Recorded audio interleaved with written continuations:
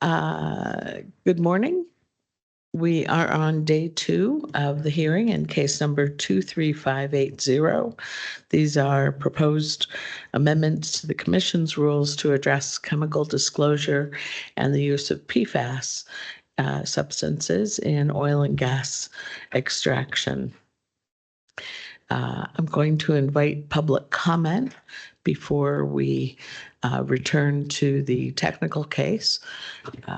I will ask those on the platform to raise your hand. I see a couple of hands raised already. If you'd like to offer public comment, please know that I can only accept public comment from you once. So if you offered comment yesterday, I will not call on you again today. That comment is limited to 3 minutes. If you have something longer to offer the commission, please put it in writing and submit that written comment before 5 p.m. on Friday of this week. That's November 15th. I will ask you to state and spell your name for the transcript, and I will ask if you swear or affirm to tell the truth. So let's start with Ed. I don't see a last name. Ed, can you hear me? Yes, this is Edward Ashmead, Ashmead. I guess you're talking to me? Yes, thank you. Do you swear or affirm to tell the truth? I do. Thank you. I'll start your 3 minutes. Good morning. Water is our most precious resource, especially here in the long-term drought-ridden West, where it is in chronic short supply despite the sporadic downpour snowfall.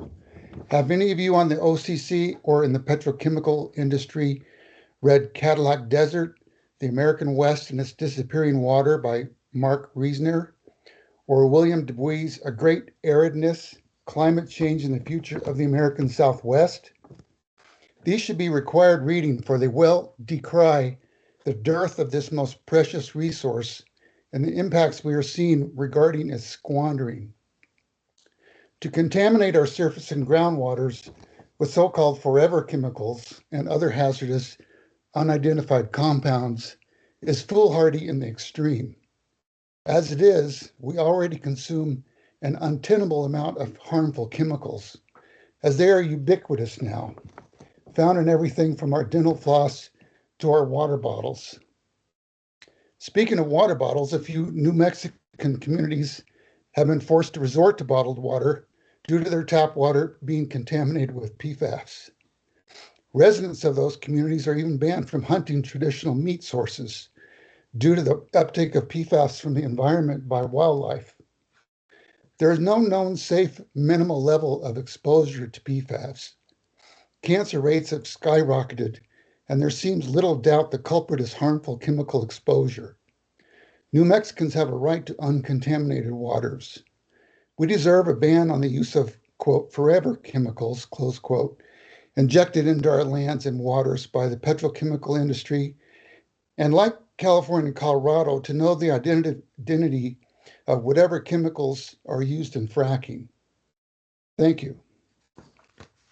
Thank you, Mr. Ashley. Ashmead. Ashmead, sorry. Number 2, there we go.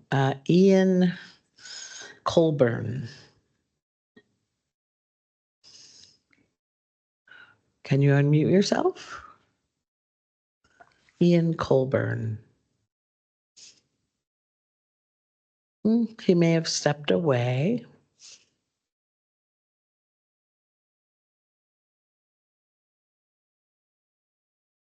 Do you have a way of asking him to unmute, Sheila?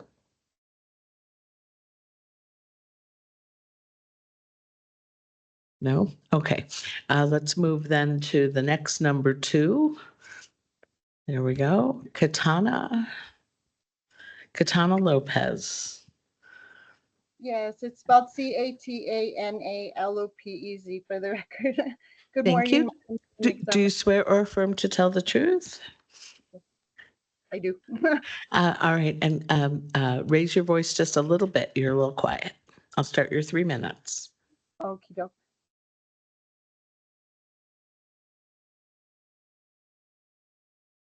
Go ahead. Sorry, I was trying to raise my my volume.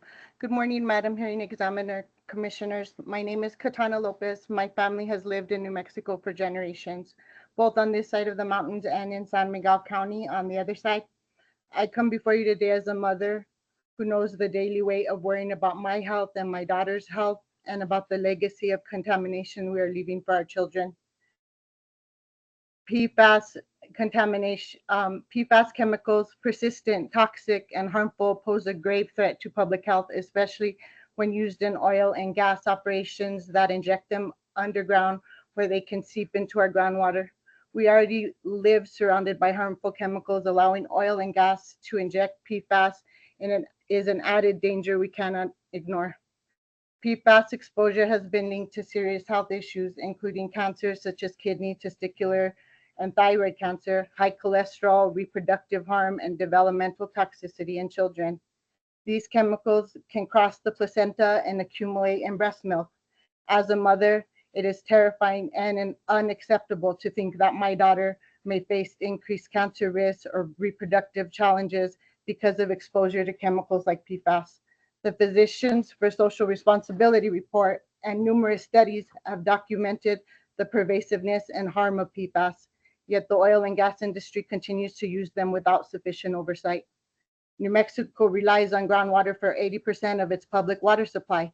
When oil and gas operations inject PFAS containing substances underground, they put our water and by extension our families in serious danger. This risk is not hypothetical. It is illustrated daily by spills and leaks of fracking wastewater, averaging 4 spills every day across the state. The companies responsible for these operations cannot guarantee that PFAS will not end up in our drinking water. What makes this situation even more troubling is that oil and gas operators themselves have testified that they don't need PFAS. There is no valid reason for their continued use. This is about protecting industry profits, not our health. The refusal to eliminate a chemical they admit is unnecessary shows a blatant disregard for our safety. Full chemical disclosure is a basic responsibility. We, the public, have the right to know what chemicals are being used, injected, and released into our environment. We must protect ourselves, our children, and future generations from hidden dangers of PFAS. Banning PFAS in oil and gas operations is essential to safeguarding public health and preventing needless suffering. No child, no family in New Mexico should have to worry that their water contains dangerous and unnecessary chemicals. I urge you to act now. Ban PFAS in oil and gas operations, demand full chemical disclosure, and protect the health and safety of every New Mexican. Our families depend on it. Thank you. Thank you, Ms. Lopez. Yes. Let's see, Elizabeth Holland. Yes, I'm here. Hello, if you would spell your name for the record, please. Elizabeth Holland, ELIZABETHHOLLAND. Do you swear or affirm to tell the truth? Yes. All right, I'll start your 3 minutes. Good morning, all, and commissioners. Thank you for allowing me the opportunity to give public comment on this important topic in support of this rule to prohibit the use of PFAS and all other undisclosed chemicals in oil and gas extraction processes here in New Mexico. We know that there is no safe level of exposure to PFAS without risk of potentially serious health impacts. The use of these so-called forever chemicals puts New Mexicans and more our young people at greater risk for a multitude of cancers and other diseases.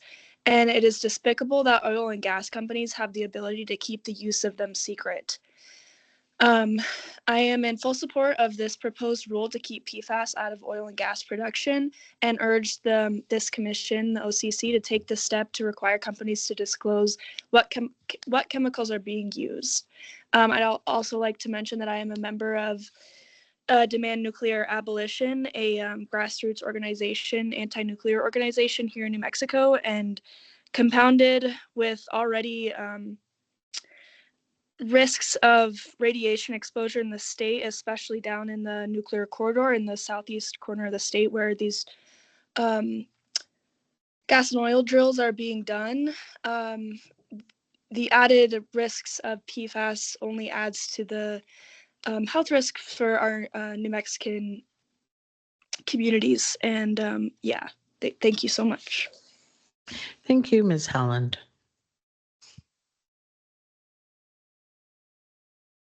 Let's see, Paula Lakecombe, Yes, I'm here. if you would spell your name for the record, please. Paula, surname Claycomb. And do you swear or affirm to tell the truth? I do. I'll start your 3 minutes. Thank you very much. Good morning. My thanks to the New Mexico Oil Conservation Commission for providing options for public comment on the rule proposed by Wild Earth Guardians. I support the rule, or the draft rule. I know that soliciting input from the public is time-consuming and complicated. It's also a hallmark of democracy, and I really appreciate your efforts. I live in Taos, where this past Sunday I participated in a well-attended community resilience forum called Del Fuego, Wildfire in Focus. Listening to Renee Romero, former fuels manager for Taos Pueblo, and also thinking about this week's hearings by your commission, I was struck, as I so often am these days, by New Mexicans' love for our land, water, flora, and fauna. Mr. Romero reminded the audience of a slogan so well known in our state that it could be the official motto, "Water is life."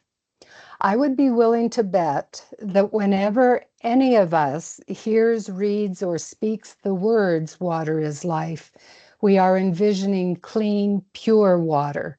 Water that does not contain toxic ingredients like perfluoroalkyl and polyfluoroalkyl substances. Even their names sound scary, don't they? As you know, the oil and gas industry claims that divulging its trade secrets will compromise profits and drive their business out of New Mexico. Hardly. They know they have a good thing going in this state. Plus, chemical disclosure in other states, chemical disclosure requirements in other states, I think of California and Colorado, have not slowed drilling in those states. I will end on a personal note. PFAS has been linked to cancer. It knows no gender or age. My sister died from breast cancer in Butte, Montana, where the copper industry has long used PFAS in ore leaching, ore floating, and concentrating vanadium compounds. While her illness was not attributed directly to such contamination, it was a shock when 8 years after her death, her 24-year-old son developed testicular cancer, which one oncologist said could be linked to PFAS. Only further testing would reveal the truth. Thankfully, my nephew is doing well enough now, but he cannot father any children, and he has torso-length scars from 2 major surgeries. I do not wish either experience for any of you or your families. Please keep PFAS out of our precious waters. Thank you. Thank you, Ms. Claycomb. Let's see. No, we already heard from Elizabeth Holland there. Rob. I just see the name Rob. Yeah. I'm Robert Bernstein. I'm a physician. Hold on. Do you swear or affirm I'm to tell sorry. the truth? Yes, of course I do. Thank you. Okay, I'm going to start your 3 minutes. Okay. Okay, I'm a physician. I've lived in New Mexico for about 40 years, worked at La Familia Medical Center, and currently work at Santo Domingo Pueblo Health Center. I think some of the other speakers have already talked about the dangers of PFAS, and I'll keep it short. This stuff shouldn't be in our water. It gets into our water from fracking fluids. It's extremely toxic. These chemicals are extremely toxic. So just in summary, as a doctor and a New Mexico resident for all these years, the father of 2 kids and 4 grandchildren, I strongly support the adoption of the rule because there is absolutely no safe level. So I'd ask or plead with the Oil Conservation Commission to use their power to protect all of us. Thank you for your time, and I appreciate being allowed to speak. Thank you. Dr. Bernstein, would you spell your last name, Oh, please? I'm sorry. Last name is Berns, as in Sierra, T Tango, EIN. Thank you very much. And thank you very much. Right. Next, we have, let's see, oh, there, Barbara Weishoff. My name Would is you- spelled Barbara, B-A-R-B-A-R-A, Wissoff, W-I-S-O-F-F. Thank you. Do you swear or affirm to tell the truth? I do. I'll start your 3 minutes. Good morning. I am a concerned constituent residing in Albuquerque. I have asthma, and aside from my own health concerns, I care deeply about the health of my grandchildren and adult family and friends, and all living things here in New Mexico and everywhere else whose health is impacted by New Mexico's excessive contribution to pollution due to poorly regulated oil and gas extraction and insufficient contamination remediation. By all accounts, PFAS and undisclosed chemicals used in oil and gas extraction are extremely harmful to our water supply, to the on-site workers, and to surrounding communities. Trade secrets are allowed by New Mexico's minimal regulation of the oil and gas industries. Rule against trade secrets. And Rule 4, full chemical disclosure to protect our water supply from further contamination. The waste of our diminishing water supply by oil and gas extraction is unconscionable. There is no known or tried process for cleaning the toxic sludge from fracking. There are 3 commissioners on the OCC, according to the EMNRD website, but no names are listed, and subsequently, there is no contact information for these 3 commissioners. There is no direct contact information for the 5 members of the OCD Bureau. The print for the engineering and inspection program is so tiny as to be nearly impossible to read. This is what the public is given. I magnified the page in sections and took screenshots to be able to read the information. And the word fracking does not appear anywhere on the EMNRD website. Avoidance of printed facts on a New Mexico government website is deceitful. What does this say about the EMNRD's public transparency and for whom the EMNRD works? I quote, "Our website has been designed to provide you with information about doing business with the Oil Conservation Division of New Mexico, as well as to provide access to forms, services, and data provided by the division. Putting business profits above the health of people in our water supply is wrong. According to New Mexico Environment Department, approximately 78% of New Mexicans depend on groundwater for drinking water. 81% of New Mexicans are served by public systems with water derived from groundwater sources, and over 170,000 New Mexicans depend on private wells for drinking water. Groundwater makes up nearly half of the total water annually withdrawn for all uses in New Mexico, including agriculture and industry, and is the only practicable source of water in many areas of the state. I hope that you will serve all New Mexicans by banning PFAS and requiring full chemical disclosure used by oil and gas, because once oil and gas poisons our wells and waterways, the water is contaminated forever." Thank you very much. Thank you, Ms. Weishoff.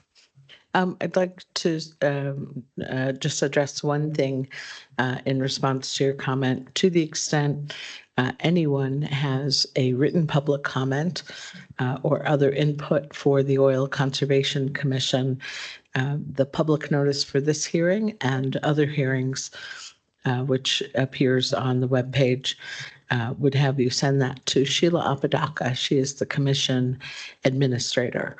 And yes, it is an intentional decision for most boards and commissions that I conduct hearings for the state of New Mexico, not to provide personal contact information for board members or commissioners. I will tell you that Some of our Environmental Improvement Board members, for example, were harassed in their homes and yards last year as part of a rulemaking around clean cars. If you have something to say to this commission, please put it in writing and submit it to Sheila Apodaca. Sheila, I think we can go back to Mr. Colburn.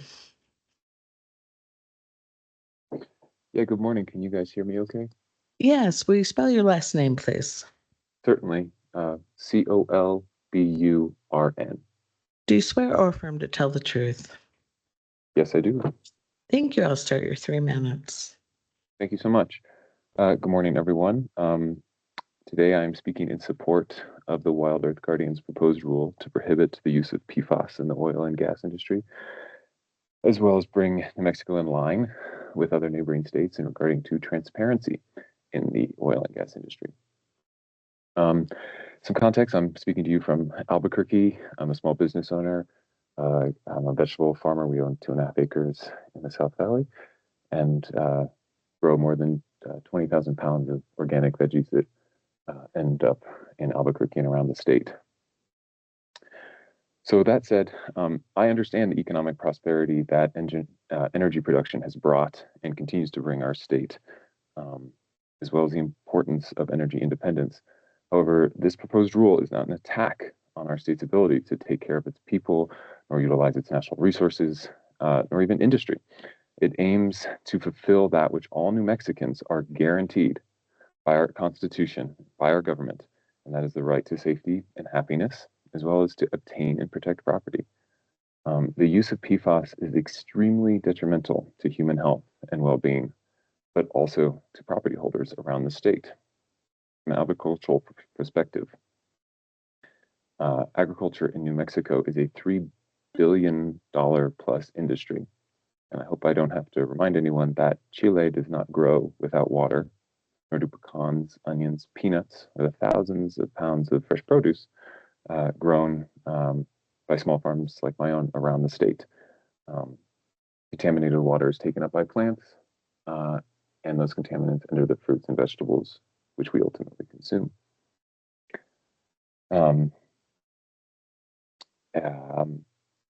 And those all those agricultural products I listed are consumed by New Mexicans, but also exported to fuel the economy of our state. And there have been many instances where producers have suffered economic loss due to PFAS contamination, from the culling of thousands of cattle to the abandoning of entire farmland taken out of production due to PFAS contamination, making anything grow there become contaminated as well. And of course, really quickly go over the negative impacts that have been shown from exposure to PFAS. They're wide-ranging, including a number of cancers that other speakers this morning have so eloquently shared, both personally and the scientific literature. There's thyroid disease, kidney disease, decreased immune response, lower birth rate, developmental delay in children, also birth defects, preeclampsia, high blood pressure in pregnant women. And the latest science shows that there is no safe level of exposure to chemicals, particular PFAS chemicals. And so as a farmer, a small business owner in the arid Southwest, I am well aware of our absolute reliance on our precious and precarious water resources. Maintaining access to water in sufficient quantity, but also quality, is essential to the viability of our business and our state's ability to feed itself. The Earth's natural water cycle connects all water sources across the world. To believe that one water source somewhere in New Mexico will be able to keep separate from water that flows down the Rio Grande and refills our sequía and then is used by farms across the state is naive and incorrect. Please wrap up, Mr. Colburn. Yeah, and that ends my comments. Thank you guys so much. Everyone, have a lovely day. Thank you very much. Let me ask if there's anyone else on the platform who would like to offer a public comment this morning. There will be other opportunities to offer non-public comment. Oh, I see Kristen Gamboa. Yes, good morning. Hello, would you spell your name for the transcript, please? Yes, Kristen, Kristen, Gamboa, Gamboa. And do you swear or affirm to tell the truth? Yes, I'll start your 3 minutes. awesome. Well, good morning, everyone. I am Kristen Gamboa, Executive Director of the Carlsbad Department of Development, which is an economic development organization here in Carlsbad, New Mexico. I'd like to address some of the concerns around PFAS use and hydraulic fracturing. The oil and gas industry follows strict regulations in New Mexico with full transparency about chemicals used in fracking and disclosed through Frac Focus. In fact, PFAS are not intentionally used in operations. Any trace PFAS that appears is likely from environmental sources, even like from municipal water, not from oil and gas activity. PFAS are found in a wide range of everyday products and many industries, but oil and gas is not a significant contributor. In fact, EPA's own PFAS focus list don't even include oil and gas. In short, I support effective, evidence-based legislation that prevents intentional PFAS use while recognizing where the real sources lie. That is it. Thank you for your time and consideration. Thank you, Ms. Gamboa. Mhm. Is there anyone else on the platform who has not yet offered a public comment who would like to do so now? Again, there will be other opportunities. No? And let me just double check in the room. Is there anyone in the room who would like to offer non-technical public comment this morning? No. All right. Thank you very much. You got us right to 9 a.m. That perfect timing. We'll return to the technical case. And let me just ask the parties. Council, is there anything we need to talk about before I ask Mr. Davis to call his next witness? Nope. All right. Mr. Davis. Good morning, Madam Hearing Officer, Commissioners. Wild Earth Guardians calls Professor John Spear. And while Dr. Spear is making his way over to the witness stand, I wanted to alert the parties and the commission that there is a discrepancy in the citations and the actual labeling of a couple of his exhibits. And so I just wanted to make sure that everyone knows that the exhibit 88, exhibit 89A is listed in Dr. Spear's citations as 88, but that is the Fuge exhibit. That is actually exhibit 89A. So Fuge is 89A if you're looking for it. And then the Carinam exhibit is listed in Dr. Spear's citations as exhibit 89, and that is actually labeled as 89B. So if you are looking for it, you'll be in the vicinity, but I wanted to make sure everyone knew where to find those. And my apologies for that discrepancy. And I believe the witness is ready to be sworn in if there aren't any questions about that. Yes, Ms. Mulcahy. I have no questions, Madam Hearing Officer, about what Mr. Davis just said. I just wanted to, before we get started, he spoke up too quick. I couldn't get in there. The exhibit yesterday from Mr. Horowitz's testimony that I projected on the screen with the red highlights, I just wanted to make you aware that I emailed a copy of that to you and to all of the parties this morning, Madam Hearing Officer. Thank you so much. I'll have a chance to look at that a little later. Dr. Spear, do you swear or affirm to tell the truth? Thank you very much. Mr. Davis. Good morning, Dr. Spear. Could you please state and spell your name for the record? Green light. Thank you. It's John, John, Spear, Spear. Did you prepare direct testimony for this proceeding? I did. Is that exhibit a Wild Earth Guardians exhibit 79? Yes. And other than the exhibit issue that I just made the parties and commission aware of, do you have any changes to that testimony? I do not.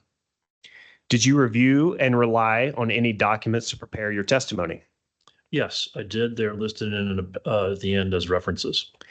And that would be Wild Earth Guardians exhibits 80 through 89-B? Is that correct? Yes. Your CV is also an exhibit to your testimony. Is that correct? Yes.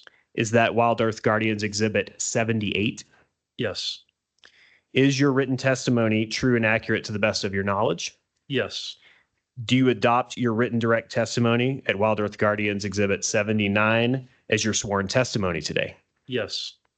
Madam Hearing Officer, this witness is available for questions from the parties and the commission. Are you going to move the exhibits? Oh, thank you. Wild Earth Guardians moves exhibits 78 through 89-B. Okay. Any objections, Mr. Rankin? No objections, Madam Hearing Officer. All right, I'll pause for a moment. Objections? No? All right, thank you. Exhibit 78 through 89B are admitted. And will it be you, Mr. Rankin, Good asking morning. questions? Good morning. Yes, it will be me, Madam Hearing Officer. Good morning, commissioners, members of the commission. May it please the commission. Good morning, Professor Spear. How are you today? I'm doing well. Yourself? I'm good. My name's Adam Rankin. I'm a counsel here today for NMOGA. I want to do my best to share my screen with you because I think it's easier just to walk through your exhibits while we're looking at the same document. Let me know if you can see. Do you see the image of the hearing on your screen as well? I see right now an image of myself. Okay, good. That's not what I want. I see what you see on that screen up there. Okay, so you do see the, okay, that works well enough, I suppose.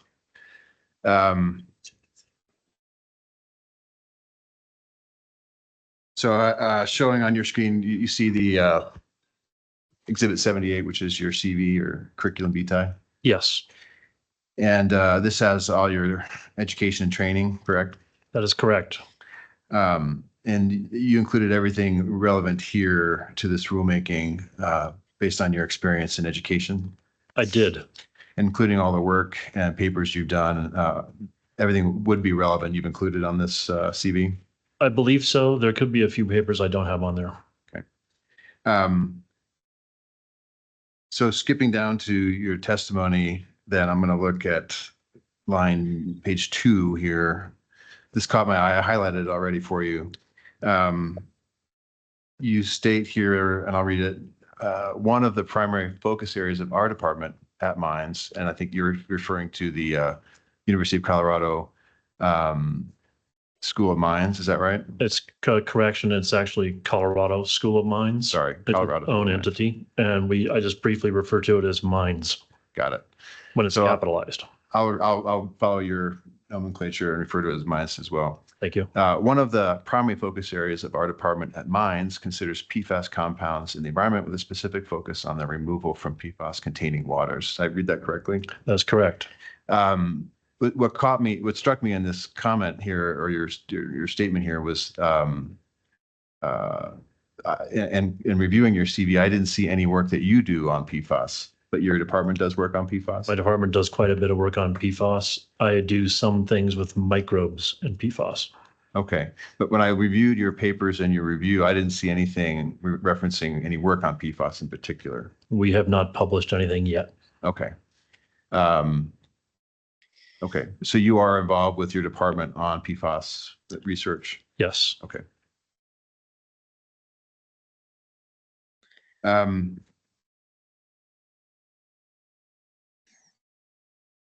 When did you start that work in your department on PFAS? I got really interested in this about 5 years ago, and we've been slowly conducting work since the pandemic. What has been your area of interest? Where you've been looking at it?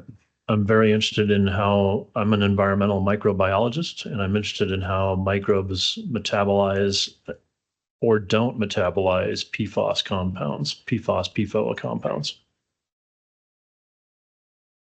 Which compounds in particular have you been looking at? Right now, we're thinking about AFFF, which is a firefighting foam. Have you looked at any other PFAS compounds other than AFFF? We've been looking at natural waters that are contaminated with these compounds, and there are many compounds in those waters. So what we're basically looking for is there defluorination of carbon fluorine bonds that could be happening microbially.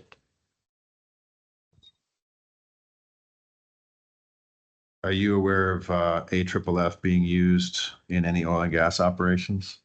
I am not, but I also am not aware of all compounds used in oil and gas operations. Have you reviewed what oil and gas operations have used for downhole operations, hydraulic fracturing? Yes, somewhat.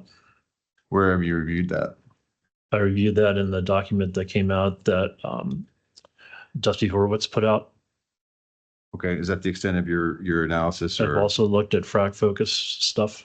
okay, so Dusty Horowitz, that's the Physicians for Social Responsibility report, That's correct. the one that relates to New Mexico, or for any of the other state reports? Both, or several actually. Okay.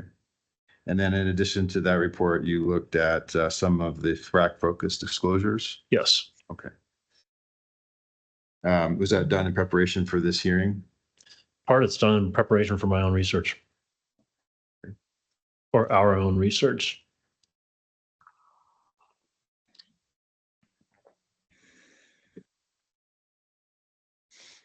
So you're aware of the two PFAS compounds that that Physicians for Social Responsibility identified or documented in the downhole operations in New Mexico? Yes. Those were I'm just going to use their acronyms, PTFE. Correct. And then one that we're calling FPEG. You familiar with that definition or that acronym? I'll get it. You recognize that there were two compounds? I recognize there are two compounds. I've not heard that particular acronym. Okay. Do you know I'll get to it in a moment because I have it in my notes, but I don't have it right in front of me. Have you looked at those two compounds at all in any of your research? We might have, but like I said, we don't have full characterization of some of the water samples we've worked with. Okay. But as you sit here today, you're not aware whether you've looked at those two in your research? In my own research, when I look at contaminated waters, I think of them as like a minestrone soup with lots of compounds and ingredients, and it's hard to know all of them. Now, but sitting here today, you're not aware, you can't state for certain that you have evaluated those two specific compounds that were identified in the PSR report? Not in waters that I've looked at from Colorado. Okay. And have you looked at any waters in New Mexico? I have not. Okay.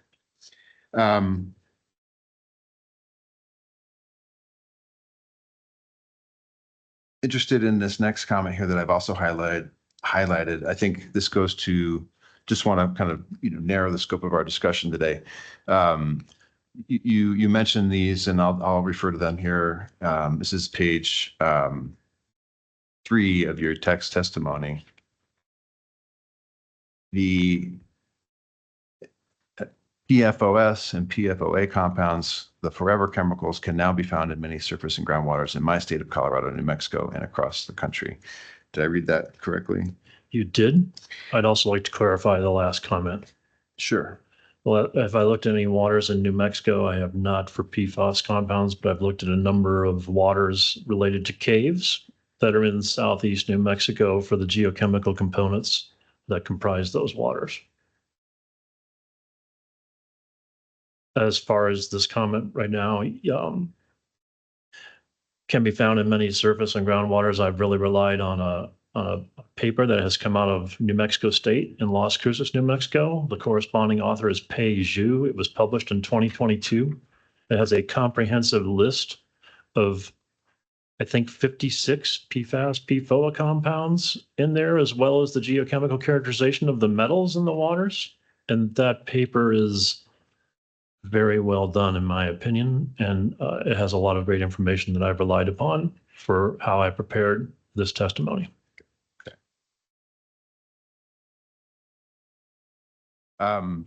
So we kind of cover this, but I want to make sure I understand correctly. The PFOS, PFOS, and PFOA compounds, to your knowledge, those have not been documented in use in oil and gas uses in New Mexico. They've been documented in subsurface groundwaters, many of them. I'd have to look at the paper. I don't have it in front of me, but it's something like Between 1 and 2 dozen of those compounds have been characterized. They looked at over 50, but between 1 and 2 dozen were popping up in produced waters from the state of New Mexico. What study is that?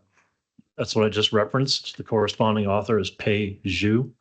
Her first name is Pei. Her last name is XU. She's at New Mexico State in Las Cruces. She is not the lead author. She's the corresponding author. It's listed in my references. Okay.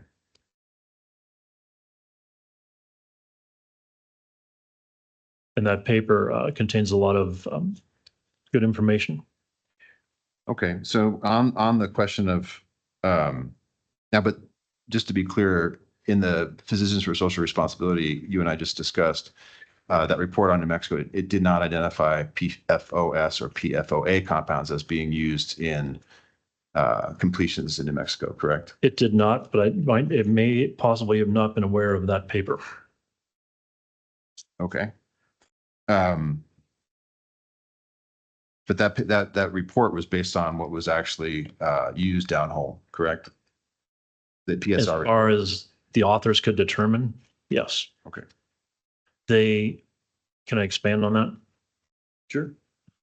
They compared several surface waters, looking at potentially like man-made contributions to surface waters that are found in most surface waters in the US right now from all the products that contain these compounds.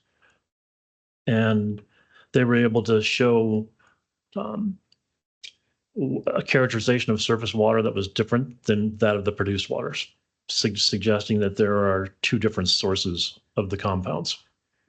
There's a surface human component, and there is another subsurface human component, but they are different.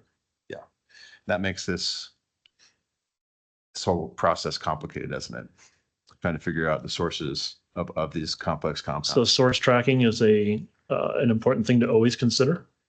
Yes. On the issue of PFOS and PFOA, are you familiar with the chemical properties of those compounds and how that might be useful or advantageous or used in oil and gas if they were to be used in oil and gas? I mean, why would those compounds be used if that's the potential allegation I understand you may be making, that they may be actually being used in oil and gas? I'm familiar with some of their applications, but by no means all. I know that they are used. There's a compound when you're putting drill pipe in the ground, you're trying to lubricate the joints, the threads, the female and the male parts, and you'll put a goop on there. Some people call it pipe dope and things like that. What is in that, I do not know. That could be a potential source of it, right? You can also use these things for proppants to pull rock chips up as you're cutting. You can, as a foaming agent. You could use them for various lubrications that might be needed or necessary or required for downhole operations. I can foresee many uses of them. I don't have oil and gas industry disclosure on how they are used. I guess my question though is, as to PFOA and PFOS, are you familiar with those specific compounds and their properties and whether or not they would be useful in oil and gas? I'm familiar enough with their properties to know that they would be useful for oil and gas. Okay. And you, in your opinion, based on your understanding of those properties, it's possible they're being used for oil and gas? They would be useful for oil and gas. Okay. Now, you mentioned that there are dozens of these PFOS and PFOA compounds. Is it your understanding that, for example, PFOS has more than one form? They both have multiple forms. There are thousands of these compounds. Now, I'm not referring to PFAS generally. I'm referring to the specific compound PFOS. Is your understanding that there's more than one, that specific compound takes more than one form? Yes. Okay. And is that your understanding for PFOA as well? Yes.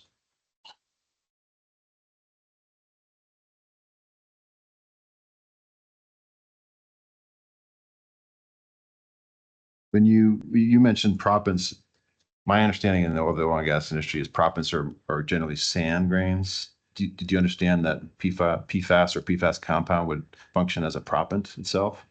I'm using the word proppant as something that makes something float. Okay. Or makes something be suspended. Sand tends to sink. Okay. So different use of the term that you're using. Yeah. Yep. Okay.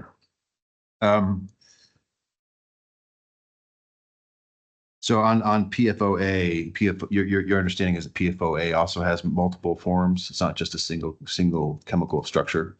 Correct. Okay. On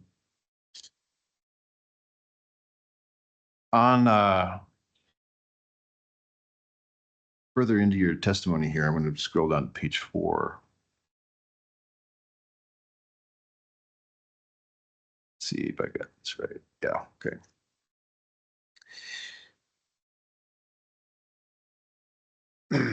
You state here, from my own published research into subsurface microbial influence corrosion, parentheses MIC and parentheses of steel, I know that subsurface separation of aquifers is near impossible in the ONG industry, presumably oil and gas industry, over longer timeframes, parentheses years. And then you cite to Wild Earth Guardians Exhibit 83, correct?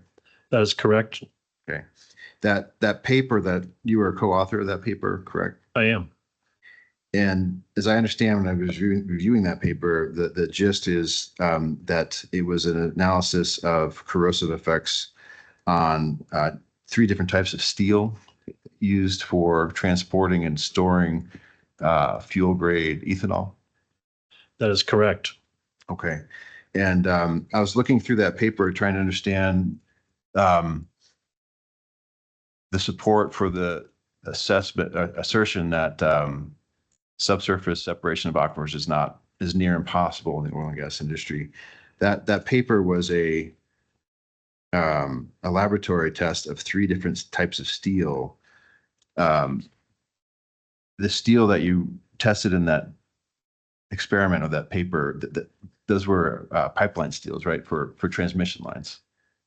Part transmission lines, but the same steel as those 3 steels. The reason why we chose them is they're used for multiple purposes. Mm-hmm. Transmission pipelines being one of them.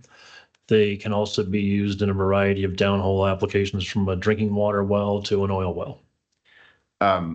So you're telling me that the specific steel, the API X70, the API 5L X52, and the ASTM A36 steel are used in downhole operations? I do not know, but I would assume so because they're common steels. Okay. So you don't know whether or not they're actually used for downhole operations? I have not seen an oil and gas disclosure of the kinds of steel that they use. Okay. Would it surprise you that because they're downhole and maybe 2 miles down, they have different specifications for those operations?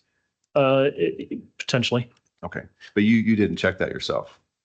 We weren't doing oil and gas pipeline specifics or downhole steel specifically for this study. Right. So when I reviewed all your references in that paper, in fact, they're all related to transmission line steel. Mm-hmm. Okay.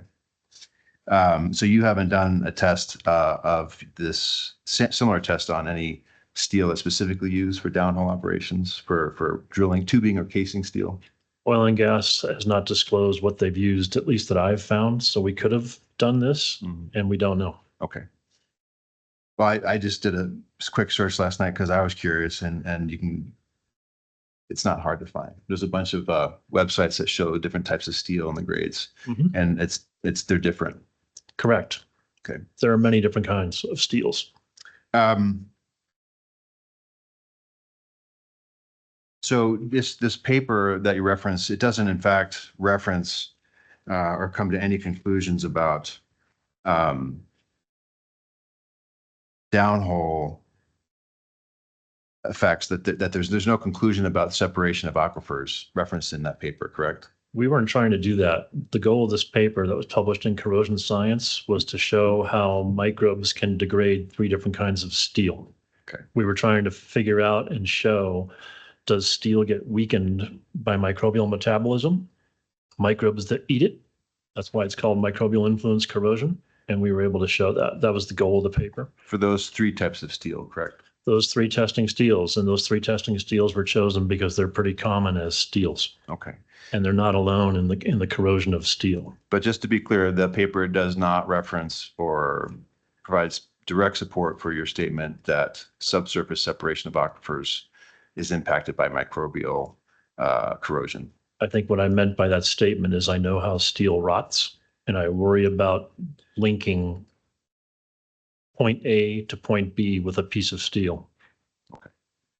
So it's a concern of yours based on your general knowledge about corrosion and steel, but it doesn't specifically support that statement. Agree? That's correct. Okay. Have you ever been on a drill pad to see how steel rots or what it looks like when it comes out of the ground? I have seen some very old steel pipe in Yep. the industry. I have, yeah. So on that paper that you referenced before, I believe it's your Wildlife Guardians Exhibit 88. Is that correct? That's the oh, it's a different paper. I think that's the Jang paper. Is that the same paper you were referencing with pay? I think so. Could you scroll down to the references just to confirm that? Yeah, let me double check for you. I think it was this one. That's it. Okay. Correct. All right. Did you actually read? You read that paper, right? A couple of times. Okay.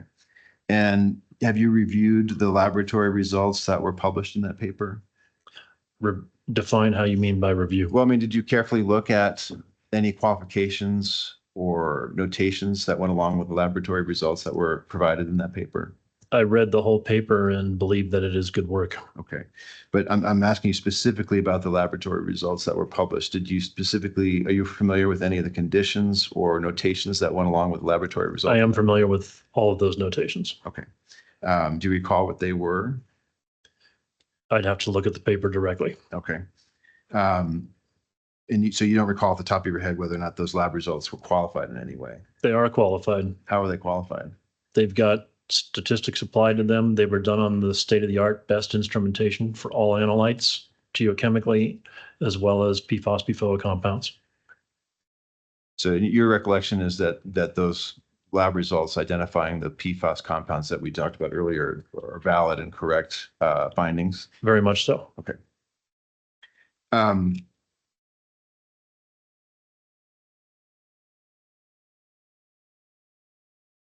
Scrolling back up into your testimony.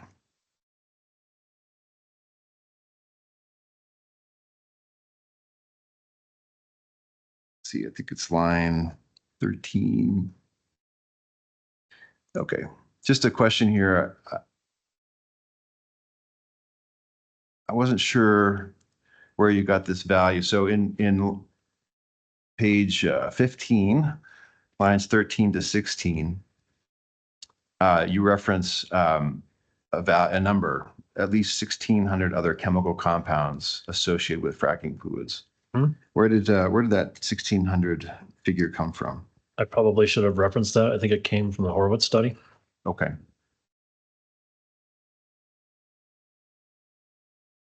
That because you've only ever reviewed some of the fracking disclosures in New Mexico and the Horowitz study, those are the only two possible sources, correct? For that particular number, probably so. Okay.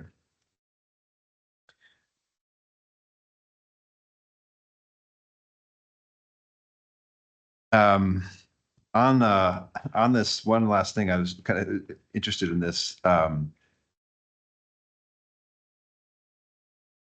Let me ask you this. So the work you've been doing on PFAS, your interest came up about 5 years ago, right? So you started looking at particularly the AFFF foam, right? Mm-hmm. Have you done any field work yet? Have you got any data on your research on your assessment of how AFFF foam degrades in the environment? We don't have much data at this point. We're relying on data that are coming from, or data streams that are coming out of other labs. Okay, so you haven't done any direct work yourself yet on it, right? We've done direct work with growing microbes in cultivation to have contaminated waters as their growth medium. And have you evaluated yet any response to microbes? We have not. Okay. I mean, we know what the microbes are doing. We know what they look like. We don't know how much or if or how much compound they are breaking down in those waters. Okay, and the PFAS you've been looking at has been limited solely to the AFFF, right? Well, no, we're using naturally contaminated waters Okay. that have many things in them. We know that, and those are characterized in an adjacent lab. So we know that there are many compounds that are potentially in these. Like I said, think about it as a complex soup. So but to date, you haven't yet gotten any data back on how whether or not, to what extent microbes are breaking down those PFAS compounds in either the natural waters or the AFFF foam directly. Out of my own lab, no. Okay.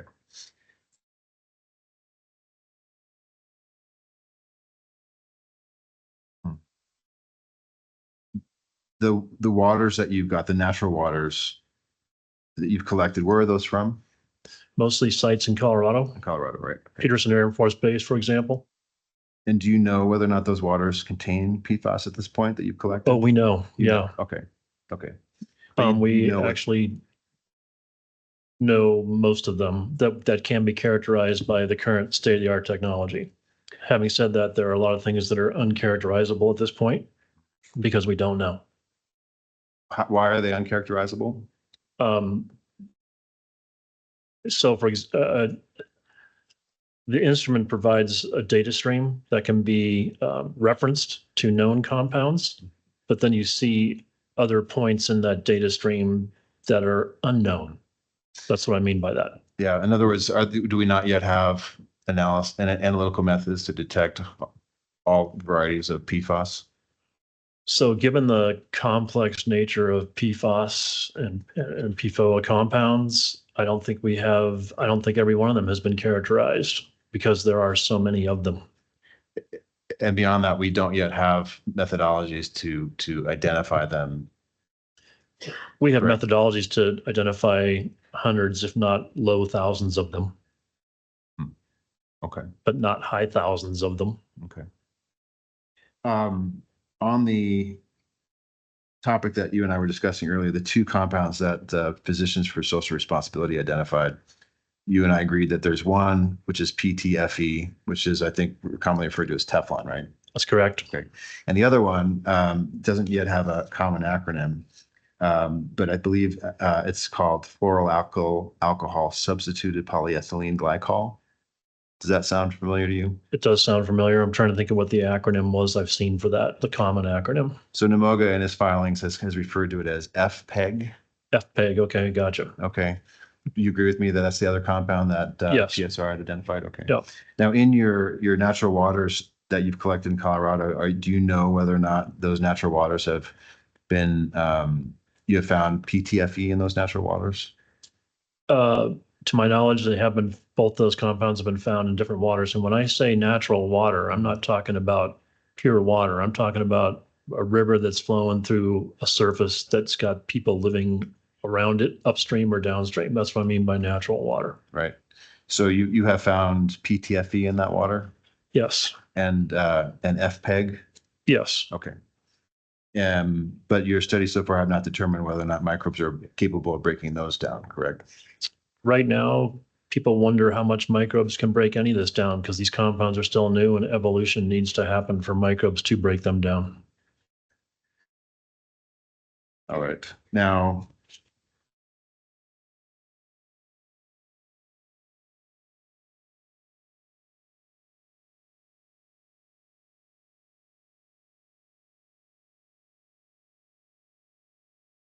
do you know on the PFOS and PFOA, I was asking about whether you're familiar with how their characteristics would be useful for oil and gas. Now, do you know what other industries or consumer products might make use of those compounds? Are you familiar with any other uses for those specific PFAS compounds? For those two specific ones, I don't know if they're in our pizza boxes or not, because nobody's ever characterized the full extent of those compounds in most environments. I mean, they're on pillowcases, they're in sheets, they're in clothing, they're in the lining of pizza boxes, they're on your hamburger wrapper. I've heard people use the word ubiquitous. Ubiquitous? Ubiquitous. Yeah, and that's a bad word to be using for these compounds. I mean, in that it's true. They are ubiquitous, but the worry is large. On that point, I wanted to just talk with you about this analogy that you used in your testimony. The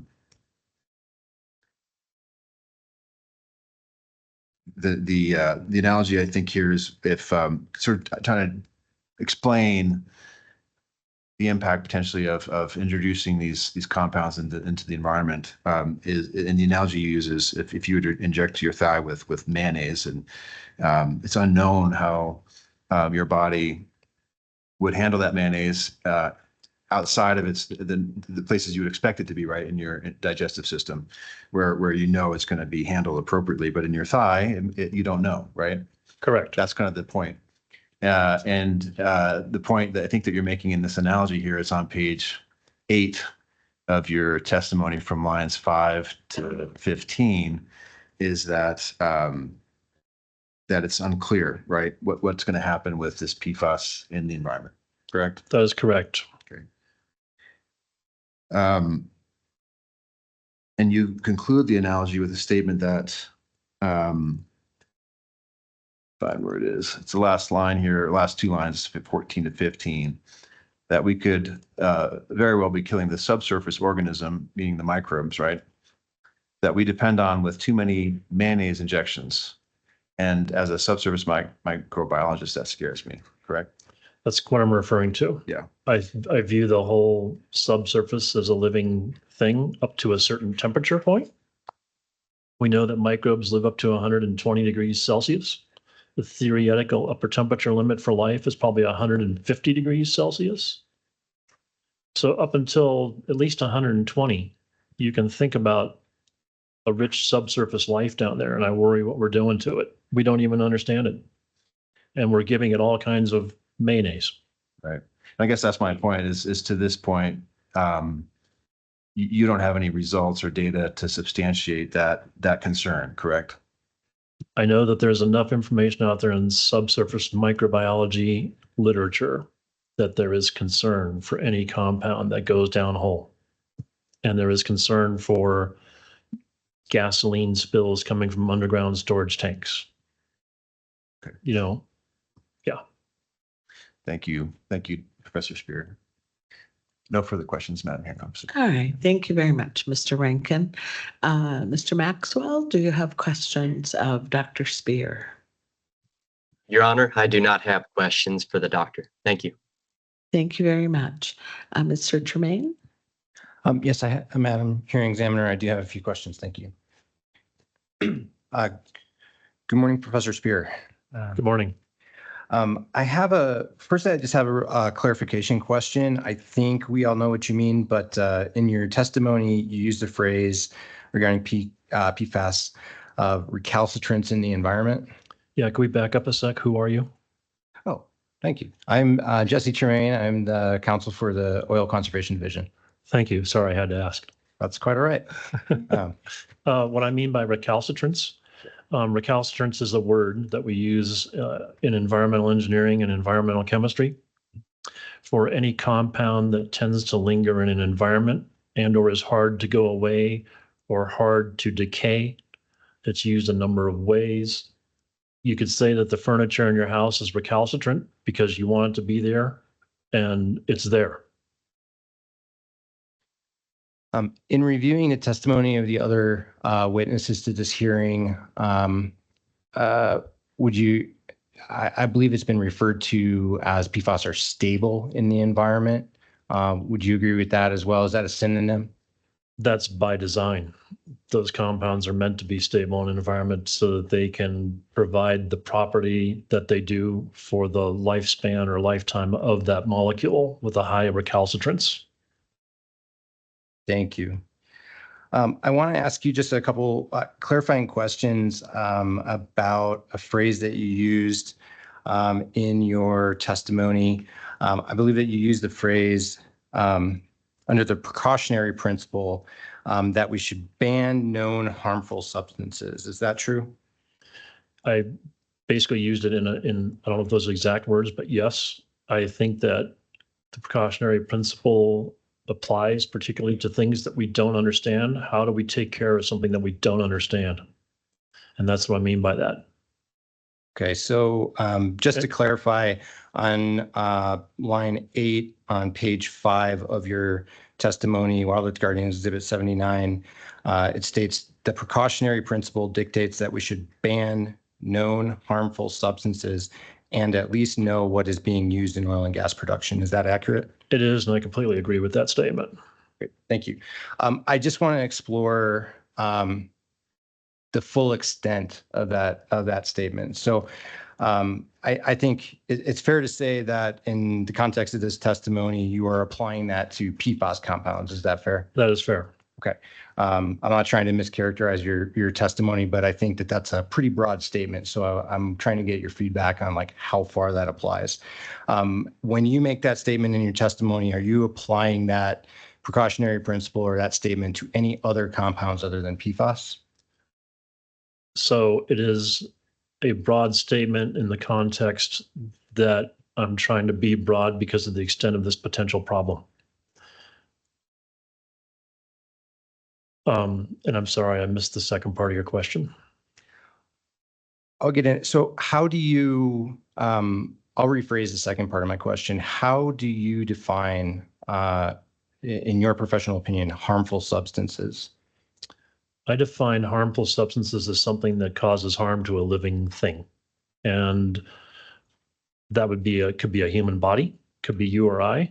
It could be something that changes the microbial community of your mouth. It could be something that changes the microbial community of near surface, like soil. It could be something that changes the microbial community of a deeper environment, like a deep subsurface. Okay. So it's something that causes harm or it causes a drastic shift. Yes. Okay.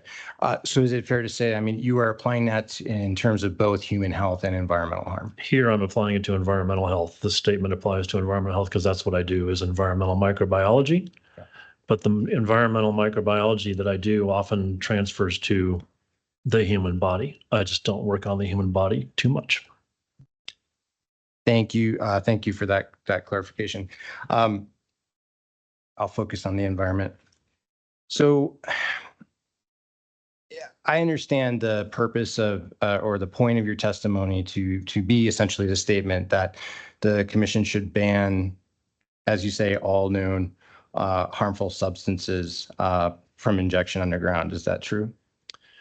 It is. And what I'm asking or what I'm thinking of there is I think it's not just PFAS and PFOA compounds. I think we need more data to understand what's going downhole. We need to understand what is potentially migrating in a subsurface. It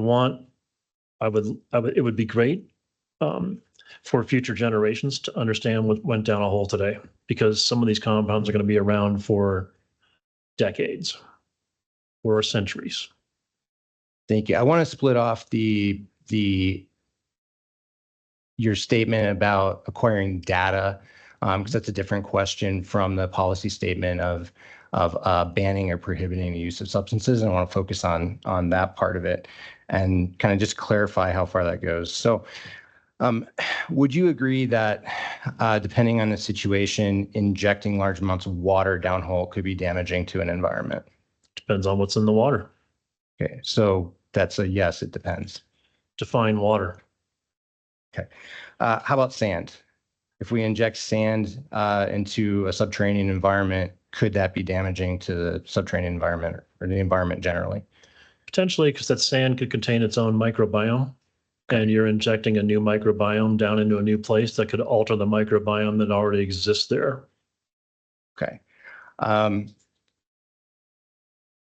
Gum, mineral oil, or crude oil, any of those examples, if those are injected downhole, those could all cause damage to the subterranean environment, correct? Guar gum, when I hear those terms, guar gum, xanthan gum, crude oil, I think about what they are. They all contain carbon, and carbon is food, and it's required for life. So subsurface microbes are going to probably have a chow down on the guar gum, for example. how about produced water, injecting produced water downhole, as it's commonly understood? Once it's separated from crude and natural gas, if you inject produced water downhole, could that cause environmental or subterranean damage? I think if it was injected into the environment that it did not come from, you're going to alter that environment.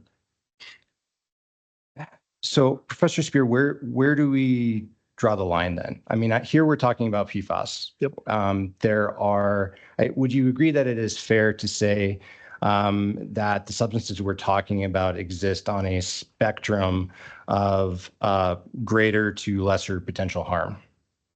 That's probably a fair description of a spectrum. Okay. So I'm asking you about examples of things that are commonly used in industry and that are perceived by many to be less injurious to human health or the environment. And so I want to elicit your opinion for the commission on where on that spectrum we draw the line for what's appropriate to inject downhole. Good question. I think if we look at the surface limits for water, 4 parts per trillion is the standard for these compounds. 4 ppt. Some of these environments that are coming up from subsurface produced waters have that or more. So you can think about having 4 ppt flowing by in a river or a creek, and a city is taking from that. You could think about that as, okay, that's a kind of a 2-dimensional problem. There's river flowing through a town that the town is using for water, and it contains 4 ppt. If you think about a subsurface groundwater aquifer, or even a deeper produced water aquifer, if that's containing, you've got things in 3 dimensions, and that's 4 ppt times a much bigger volume. That's going to require a much different way of removal. So my understanding of your testimony, Professor Spear, to agree with the idea that quantification of the contaminant is important? It would be important from a science perspective to better understand what's going on in the subsurface. Okay. I want to move on and ask you a couple of general questions about the karst section of your testimony, as that is a concern. I think everyone knows for the Oil Conservation Division, and I want to make sure I understand that section. Could you please very briefly summarize your concerns with spills in the context of karst? So, summarize. I am a person who's a caver. I've been caving for 40 years. I've spent almost as many days underneath New Mexico as I have on the surface of New Mexico. I've been in a lot of caves down in the southeast area, in and around Carlsbad. I understand karst from a recreational caving perspective, from a geochemical perspective, and somewhat from a microbiological perspective. Caves and karst in southeast New Mexico form or are thought to form by a hypogenic effect. Hypogenic caves are caves where sulfides are coming out of the Permian Basin. Those sulfides form sulfuric acid. Sulfuric acid dissolves the limestone, which then makes formations inside. That makes things like the Great Room of Carlsbad, where I hope you've been, because that place is amazing. The formations you see underground are really something, but the caves of New Mexico are special because they were formed with a big sulfide sulfur component, which probably came off the western edge of the Permian Basin. So what you need to think about for cave is if you have a dish sponge next to your sink in your kitchen, and the one that's next to my sink in the kitchen has a green nylon top that's a scrubby. It's a Scotch Brite, and underneath that there's a sponge that's yellow. I think of a cave as very much that, not a cave, but I think about karst that way. It's got a green layer on top that's the forest and the soil, and then it's got rock underneath, which is the yellow part of the sponge. And all those holes in the sponge are very linked, and they're very porous. and things flow through those sponges. If I dripped red food coloring on one corner of the sponge, you would see how it's on the other corner of the sponge in short order because it's going to migrate right through the sponge. You guys have probably seen this when you pick up spaghetti sauce on the counter, right? And karst is very much that way. So geochemically, microbiologically, geologically, karst is a very special environment. I worry about oil and gas operations penetrating karst because if you penetrate a subsurface void, you could try to fill it, for example, but then you're going to change that environment. So that's the thing. And I think the takeaway from that whole point I just brought up is karst is critical for how humans use water. It's somewhat of a near subsurface aquifer cleansing agent. The microbes that live in the karst will be scrubbing those waters for what's in them. And you need to, I guess the term I'm looking for is I view wetlands on the surface around rivers and lakes as an environmental liver.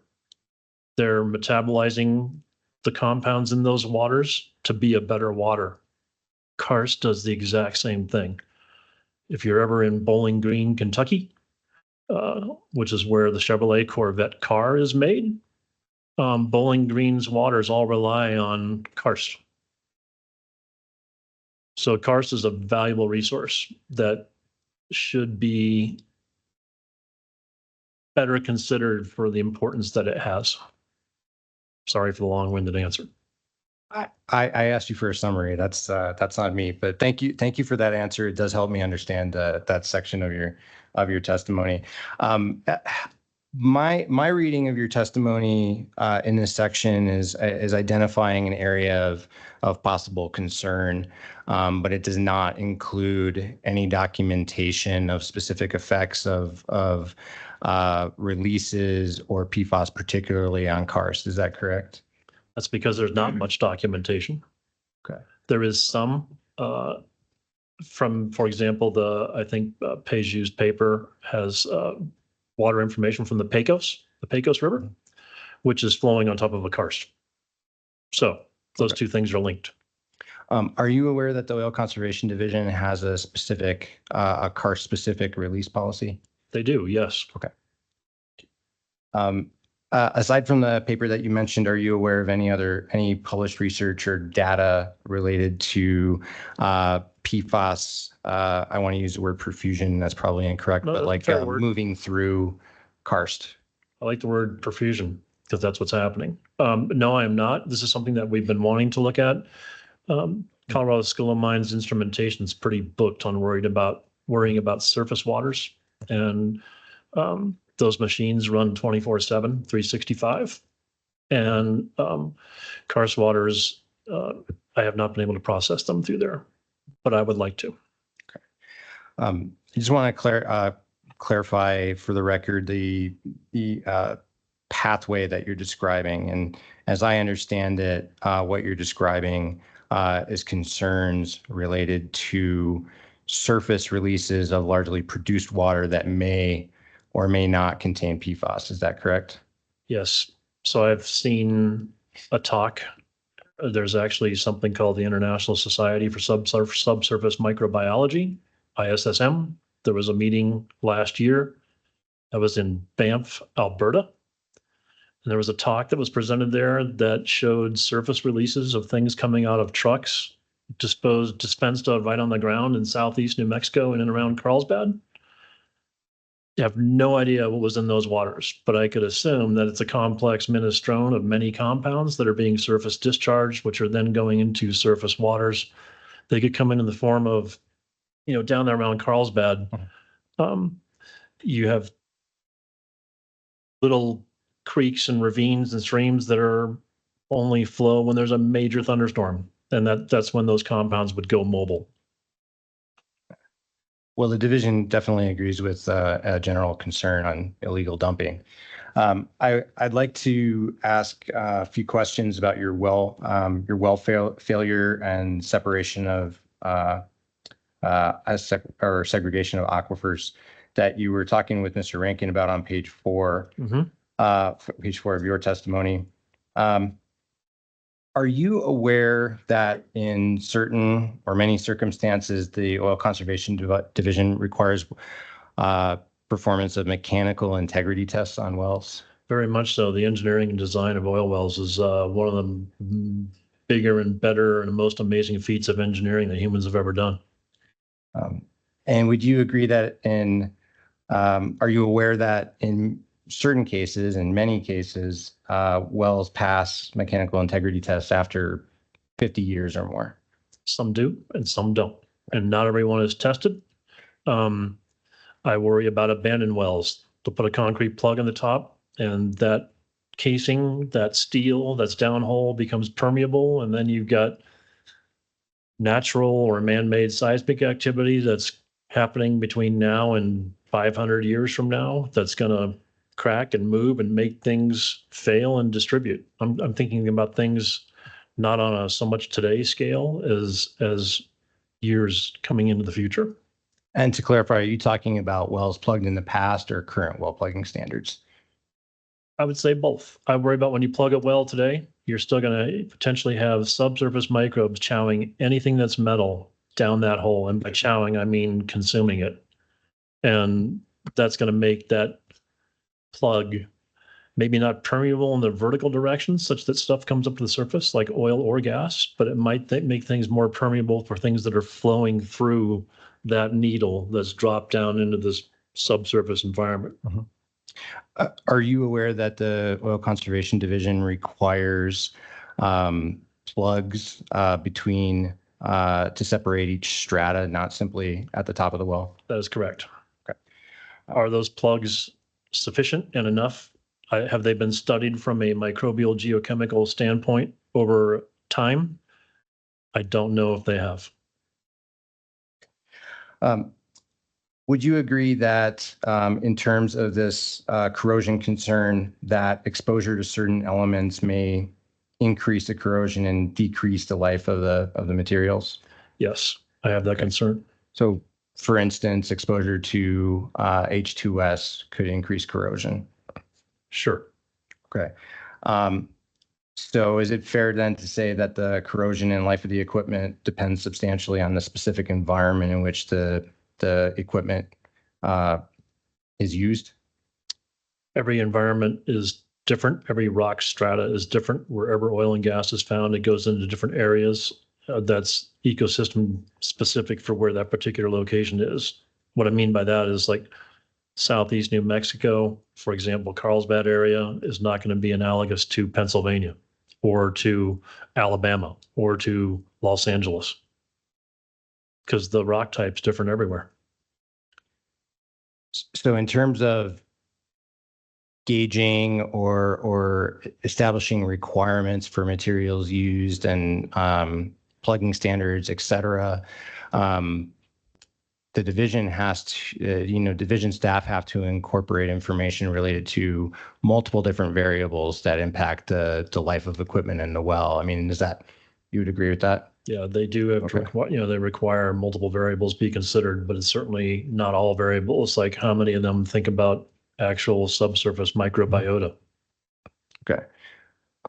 So I think we agree that the testing component, the mechanical integrity tests, are very important. Is that I would fair? say they're important. Are they sufficient? I don't know the answer to that.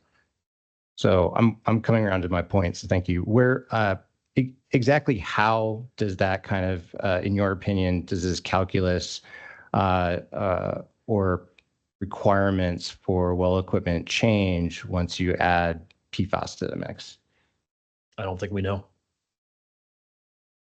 Okay, so you don't have, as you sit here today, a specific proposal to change any mechanical integrity test limits or processes or equipment requirements or anything like that. It seems like it's a really a recommendation to obtain more information.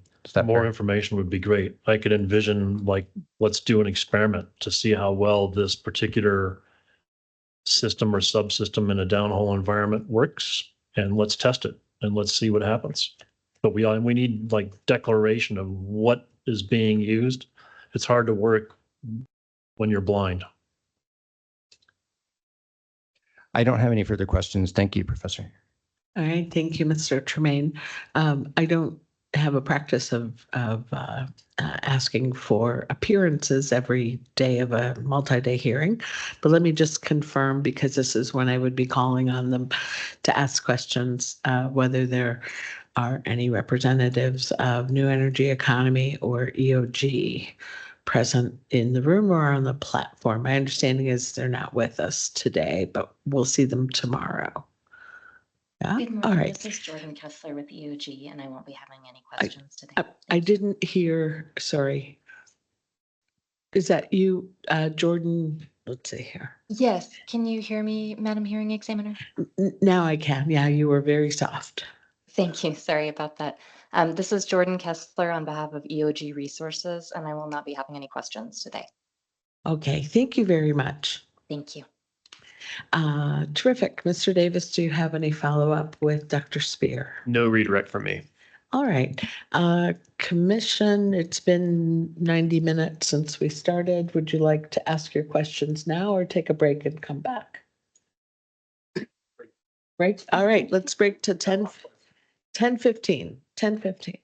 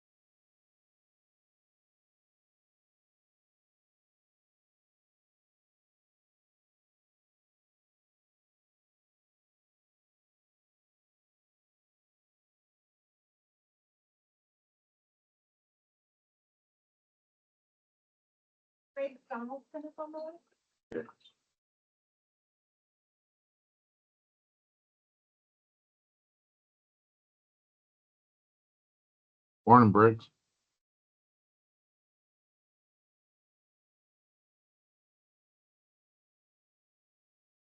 Yes. That'll work.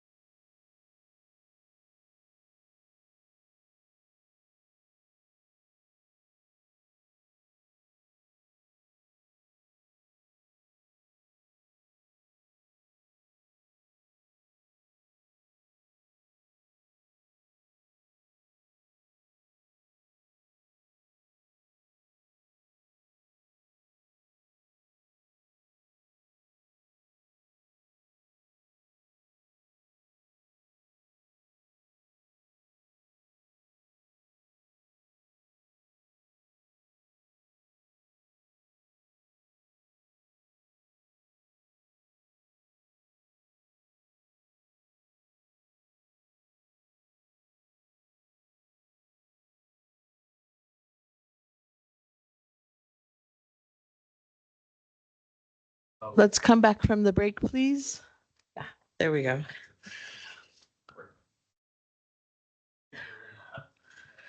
All right. When we broke for a short break, the parties had finished their questioning of Dr. Spear, and we turn now to the commission. Mr. Chair, do you have questions of Dr. Spear? I actually do have, thank you for your testimony, Dr. Spear. We appreciate you being here with us today. I do have one question. Throughout your testimony with all of the parties that you've discussed, you keep bringing up the JU paper that was done out of New Mexico State, correct? Correct. Okay, so I pulled up the JU paper real quickly because I honestly did not look at it until right now. And I was looking under the subheading under PFAS analysis, and they only pulled out 2 samples. One was produced water and one was water from the Pecos River. Does that sound correct to you? I thought it was more than 2 samples. I thought it was like 12.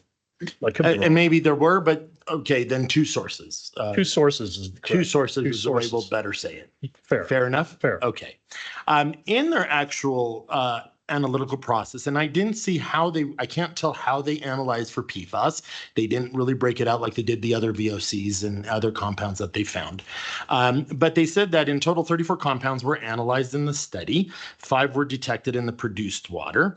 And also 10 compounds were detected in the water from the river.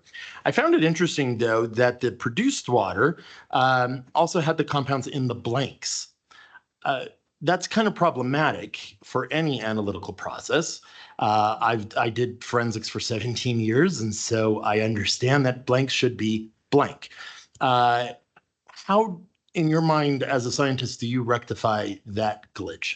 For me, I would rectify by retesting. Whether or not they did that or not, I don't know. I also don't know how the study was funded. Okay. Or how much money they were able to throw at testing. These analyses are expensive. Sure. And not every place has the LC-MS MS machines to do it. Correct. And so I'd have to check that. But if the blanks are positive, that's what I would recommend is a redo. Yeah. So, I mean, we really can't put as much basis on these results because even the blank came out positive in this instance. No, don't take me wrong. I'm a full proponent that PFAS is dangerous. But I agree with you in that statement.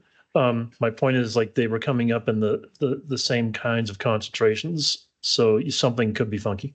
Okay, awesome. And then would you also agree with this statement, which I actually did appreciate in the article? It says that it's also important to elucidate the sources of PFAS in produced water with the elimination of any potential cross-contamination during transportation and pipelines, trucking, storage, sampling, or a legacy from the source of water introduced into the formation during fracturing. They were obviously thinking about their system and where things can be introduced or not introduced. And then I think the point of what I said earlier was, like, we need more data. Sure. Okay. That was my one question. Thank you, Madam Hearing Officer. Thank you. Thank Doctor. you. Commissioner Bloom? Yeah, good morning, Dr. Spear. Thank you for being here today. I'll look at you and Mr. Davis here for some guidance, but one thing we're going to need to get into are the proposed changes to statute. And I don't know if you'd be the person to talk about that with. I would not be the person to talk to about specific proposed changes to statute. My underlying thing is, as a science human, I would like more data. Okay. Yeah, because we do have a lot of proposed changes to language here, including adding the definition of chemical disclosure list, downhole operations, hydraulic fracturing treatment. We need to get at the definition of PFAS chemicals themselves. I think we may have 3 differing definitions between the proponents, OCD, and NMOGA, the Oil and Gas Association. We've got a definition of trade secrets, undisclosed chemicals, well site, along with some other proposed changes to language as well, which would affect policy. Maybe Could I comment on that? 14, 15, 16, 17 changes there. And so we need to have those discussions, and I'm kind of digging for a way to bring those up. Yes, Dr. Spear. Sorry to interrupt you with a common question. I think if you like to cook, you have a recipe and you're going to make something delicious. And it's important to know what's in that recipe. Do you want salt instead of sugar in your brownies? And my point is, in an environmental system, I think the more knowledge we have for how we're making the recipe to get a product out of the ground in this case, it's important to know what's in the recipe. And it's important to know the fate of where those compounds might go with time. Or how are they going to be used, or how are they going to disappear or not? And that's why I think it's important to think about all these compounds that you just mentioned. Let me pause here for a sec, and I'll look to our hearing officer here, who probably has done more rule changes than any of us. Any thoughts on an approach to how we get at the proposed changes in language throughout our regs here? So usually following a complex rulemaking, and I would consider this a complex rulemaking because there are several parties with different positions. I would invite the parties, unless you were inclined to deliberate immediately, which I think is unlikely here. I would invite the parties to offer in writing their last best final offer. I think one of the council, perhaps it was Mr. Tremaine, mentioned that, there may well be some movement. It won't be dramatic, presumably, but some movement, even on the parties' side themselves, based on what they've heard here. And so we choose a version of the rules to use as the baseline, say the rules as set out in the petition. The other parties have already kind of indicated what changes they would propose to be made to the changes set out in the petition. And then we would ask them for another round of that, having heard all of the evidence and all of the cross-examination. Mr. Tremaine, do you have something to offer? I would only offer the commission that having done this process before, we submitted for Mr. Powell's testimony a breakdown of section by section comparing OCD's proposal to Wildlife Guardian's proposal. I do expect there will be lots of cross back and forth on that topic. So we go through line by line in that. And today, after the testimony, after hearing the testimony yesterday, we submitted a rebuttal notice related to also for Mr. Powell, and we've submitted a second such set of slides where we walk through, at least from the division's perspective, the specific changes section by section compared to Nemoga's proposal. And again, that will necessarily elicit, I'm sure, quite a bit of cross. So that does not answer Commissioner Bloom's question in terms of Guardians during the hearing presenting like their version of that. But I think we intend to elicit a lot of that discussion through Mr. Powell's testimony. Hopefully this afternoon, we'll see. Yeah. So Commissioner Bloom, I hope we answered your question. I mean, Guardians, if we're going to, for example, invite post-hearing submittals from the parties, and again, I think that's likely, Guardians will have an opportunity themselves, even if their witnesses have already spoken, to offer up a final last, kind of best proposed rule. And so long as that proposal is based on the record that we made, then it's consistent with the, what do they call it, logical outgrowth rule. And everyone will have a chance to do that. But do you have something to offer, Mr. Davis? I do. Thank you, Madam Hearing Officer. I just wanted to say that we also any questions that you have, Commissioner Bloom, in that process, please just let us know to make sure that we address your questions in a final submission. And we are happy to do that. That is helpful. And okay. And so you're talking about is a kind of final and best offer being the written closings that we would receive from everybody. Okay. That's helpful. And I really did appreciate OCD slides and the side-by-side comparisons. That was actually really helpful in just a way to see everything, frankly, and get the conversation going. I don't think we've seen your recent, was it rebuttal? I did not, as a matter of practice, and I can change this, I do not send it to commissioners. I sent it to Madam Hearing Examiner and the law clerk and the parties and counsel. So it should be available for distribution, but it was during the last testimony. You have not had any opportunity to review it. Yeah, it was sent today, Commissioner Bloom. And so you should be getting it from Sheila. Very good. Okay. Madam. Oh, sorry, Ms. Mulcahy. I apologize. I didn't mean to interrupt Commissioner Bloom if he had something more to say.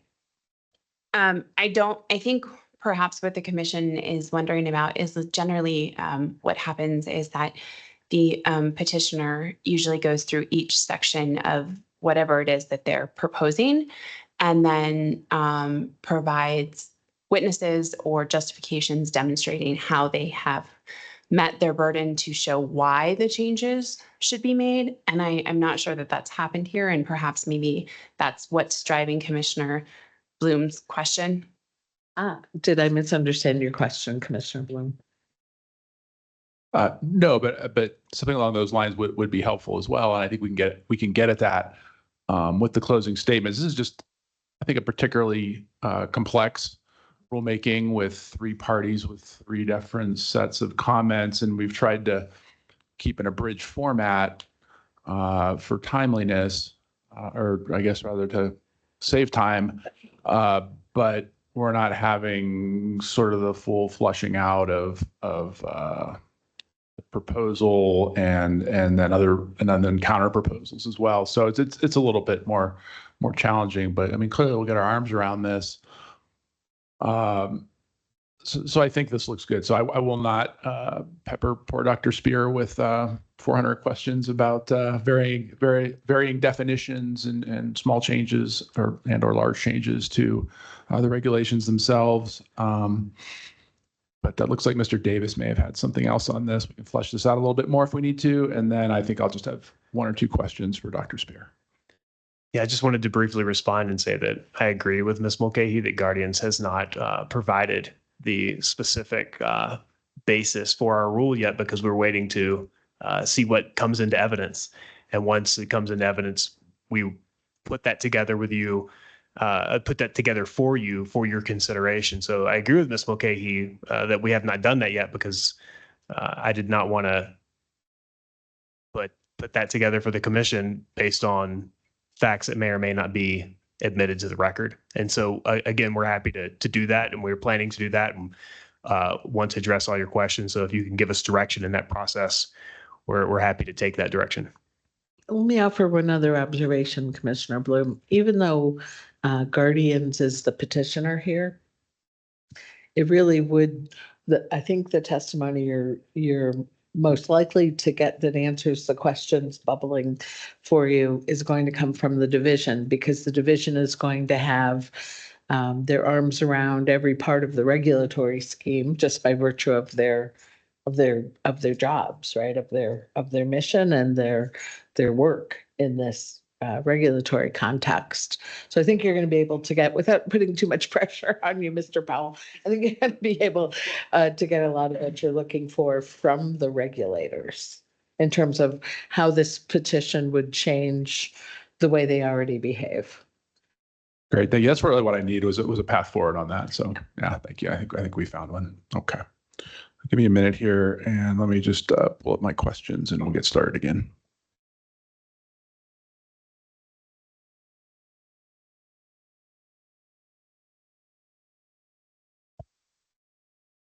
Mr. Spear, any thoughts about the, and you may have gotten at this already with your previous reply to me, but another opportunity for you.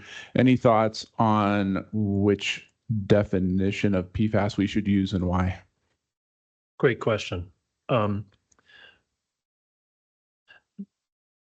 This is trying to find my words. This is a category or a classification of a chemical compound that's man-made. There are tens of thousands of those compounds. You could regulate one, like 3M had Scotchgard for waterproofing fabric. That's great. And they said this is not good because it's going everywhere. People are breathing it. It's, everything. You can imagine aerosolizing that and spraying it on a jacket, right? 3M turned around, made a new reformulation, Scotchgard. Reformulation did the exact same thing, but it wasn't regulated the same way because it was a different compound. So I think, and I get it here, there are thousands of compounds. These compounds are known to have beneficial purpose. They make things slippery. They make things float.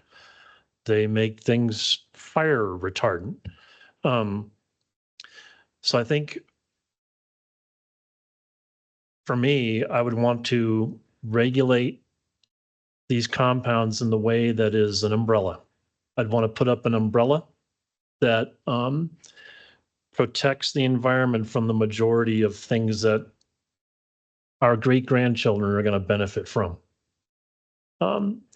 And so maybe you need a bit of an umbrella regulation. The Endangered Species Act, for example, I'm just picking on that, but you can pick on a keystone species to protect an entire ecosystem, and that's successfully happened. I'm not saying we need to do in that here. This case is not related to Endangered Species Act, but we need to think about those compounds. What are the keystone compounds, if you will, that can give us a broad regulation for them? Does that make sense? It does. It does. Thank you. And I'm just thinking of all the clothes I've applied Scotchgard to now. Yeah, and you and I both breathing it, right? Yeah, and it's like in the rearview mirror. Maybe not such. Yeah. We didn't know. Yeah, thank you. No further questions. Thanks. Commissioner Ampoma.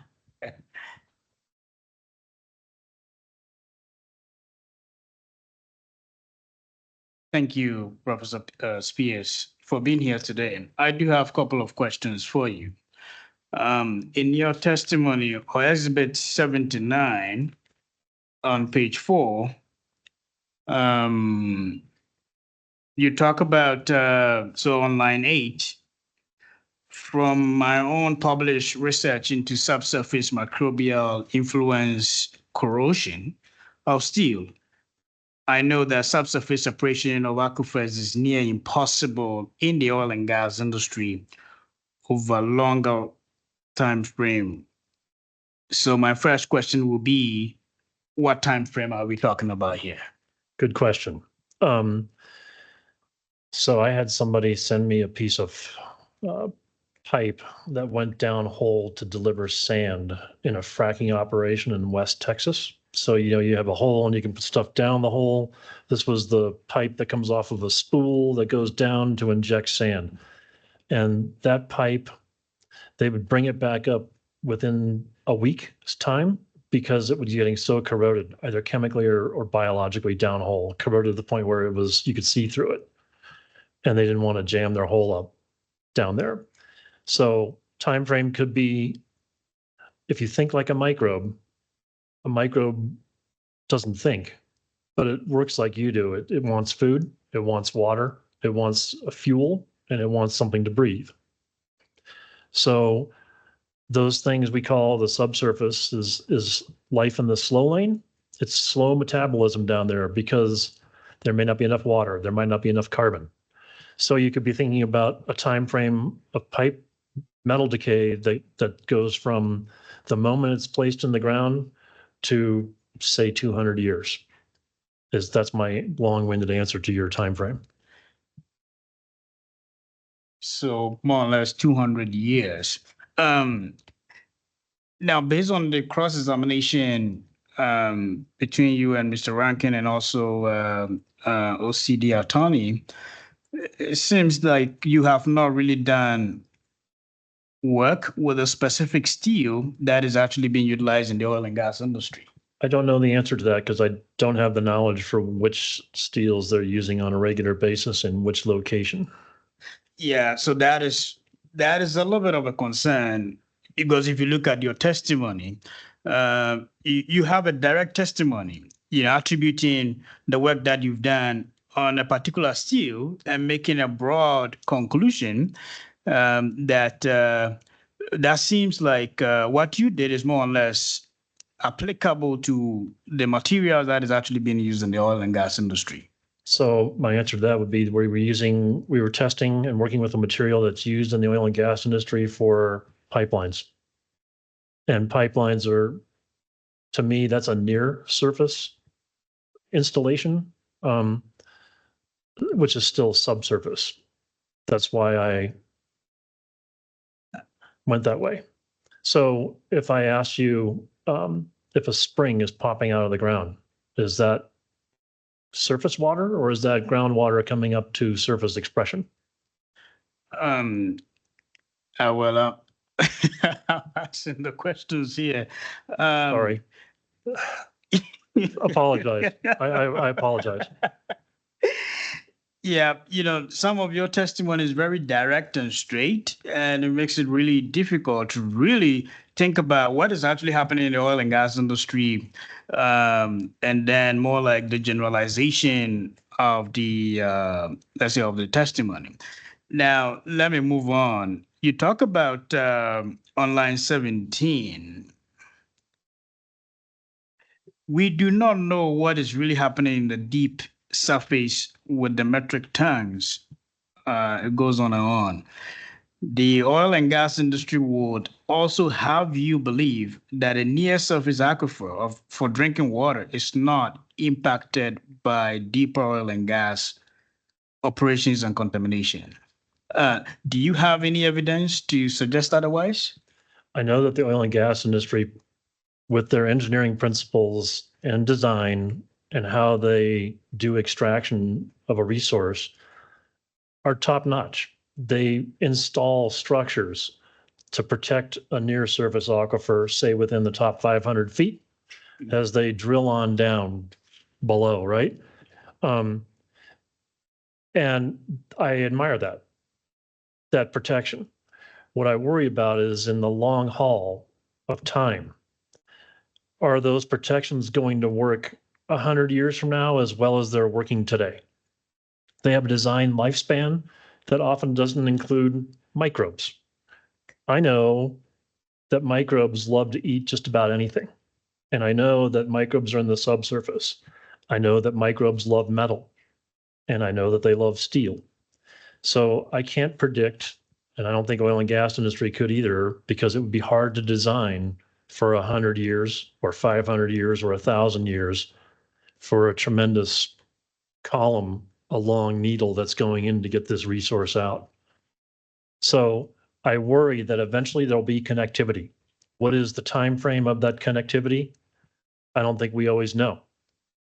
We know that there is a lot of natural and anthropogenic seismic activity that's cracking and moving rock around in the subsurface. The Earth has worked this way for 4 billion years. And that cracking and connectivity changes all the time. Having said that, I admire the protection of a near surface aquifer today, the day the well was put in. Can I guarantee that protection tomorrow? I don't know the answer to that.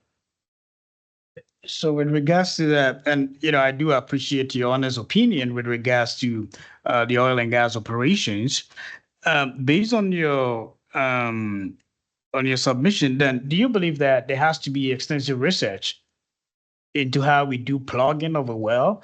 Because definitely there's no well that is probably going to produce for 200 years, right? Right. And it's going to be plugged. So do you believe there has to be something there? I would love to do more research on how we plug something.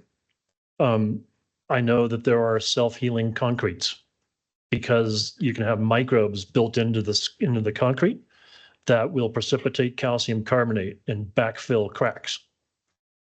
Could you apply that sort of thing in a subsurface environment? Perhaps, but that'd be fun to research. Yeah, I think this is something that probably NMOCD might want to look into, with regards to, I know that in the oil and gas industry and even in our research, we normally do not focus more on microbes. So I think this is really important, and thank you for that. Now, let me ask you this question. What is your assessment with regards to transparency when it comes to the oil and gas industry? Can you say it again? What is your assessment, with regards to transparency when it comes to the oil and gas industry? Generally, I think oil and gas industry is responsive to public's inquiry.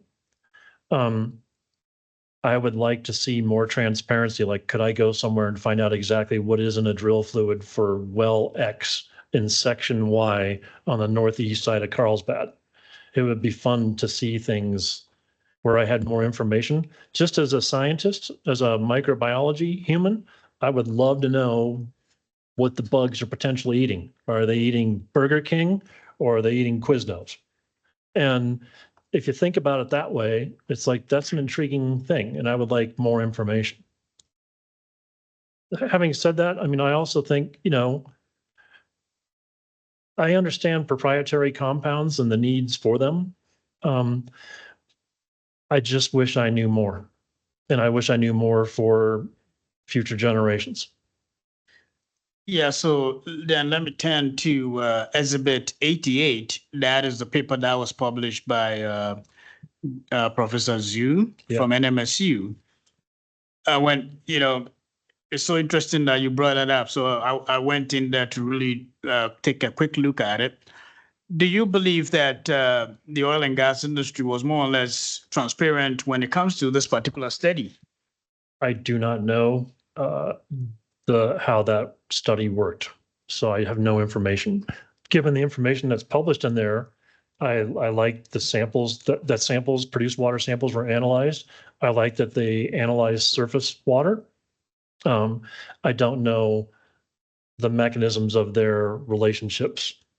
Yeah, but in the paper, they stated that they got significant samples from the oil and gas industry, allowing them to even sample the hydraulic fluids. So I admire that. So obviously they're working with somebody, and the oil and gas industry wants to know more too. Exactly. Correct. Now, so in that same paper, and I know our chair tried to get into that. Did I lose it? So let's go to the introduction. Okay, give me a second. Let me pull that up here. So in the abstract, okay, they talk about various minerals, salts, salt, metals, and grease, volatile. They list a lot of compounds, then also PFAS as well, were detected at different concentrations. Chemical characterization of organic compounds found in Pecos River water showed no evidence of produced water origin. Right. Now, but when you go to the conclusion, and the chair was talking about how they got 8% or so in the Pecos water, and then also 5 or so in the produced water. It's a little bit confusing. Yeah, I understand. So you can track compounds in a fluid, for example, in this case, water, and you can source track to where those compounds may have come from. So if you're analyzing a surface water, you could say they're coming from humans living in the area or upstream, for example. If you see a different set of compounds in a subsurface water, you could source track those to a different source. And I think in the abstract, they're saying that the surface water is disconnected from the produced water because there is enough difference in their geochemical data, including their organic and inorganic data, that shows that these look like two different waters. And it may not be just one compound that they drew that assumption from. They could look at the net whole and say, these are two different waters. Just statistically, this is not possible for them to be the same. Source tracking is a tough thing in environmental science. Did a raccoon take a poop or did a bear take a poop? And can you tell the difference between raccoon or bear? I'm sorry to be graphic there, but I mean, that's a source tracking of a microbe in a surface water, for example. And you can geochemically do that as well. I work in Yellowstone National Park quite a bit up in Wyoming. I look at life at high temperature in hot springs, and we look at the geochemistry of those hot springs to try to figure out what's going on to feed the microbes in a hot spring. You can have a hot spring that's right in front of you that's blue on your right foot. You can have one on your left foot that's yellow, completely different geochemistries, not even linked. And I can tell just by looking at the geochemistry that they are two different things. My point of that is you can see the same thing here. Is it a produced water's got content X and surface water's got content Z? Long-winded answer to your question, sorry. Yeah, so then based on this article and probably based on your experience, and if you listen to the public comment, like oil and gas industry is more or less contaminating our water. Is that easy, clear cut, to more, at least based on this study, to conclude that, let's say oil and gas operation is more or less polluting our surface water? I understand the notion of that. I think, as always, the proof has to be solid. As a science human, what is the proof? And if we want proof, we need to understand with more data. We need to know, is a produced water, for example, contaminating something that humans are getting exposed to? A lot of produced waters are somehow treated, possibly re-injected. There's a holy grail of, can we treat produced water to a level that allows for agriculture, for example? Can we really clean up produced water? It depends on how much time, energy, and money you have to put into that problem and the total salinity and all of that. But right now, I understand the sentiment. I am a member of the public as well, and I'm concerned for what's in my water. I think we all are. Water is New Mexico's got 3 important fluids. They've got water, oil, and natural gas. And water is paramount because we can't go more than 3 days without it as a living human. And we want that water to be of high quality. We can get oil and gas from anywhere. We can't get water from anywhere. That's why there's a priority placed on water in people's minds. So definitely on page 5 of your testimony, then I think we are all in agreement that harmful substances, known harmful substances, definitely needs to be banned, from any of our operations, more or less to safeguard our water. Now, but that statement is very broad. It is. And I know. Admittedly so. Yeah. So what guidance are you giving to the commission? Are we more or less restricting ourselves to the PFAS as we've known that it is a harmful substance, or there are others too? Speaking to the commission as me, I would say that we need to be careful here. We know that these compounds are problematic. We know that they are virtually everywhere in our bloodstream, in our water supplies, in our groundwater aquifers, in multiple locations around the 50 United States, as well as elsewhere in the world. I think we need to think about having more knowledge of what is being used.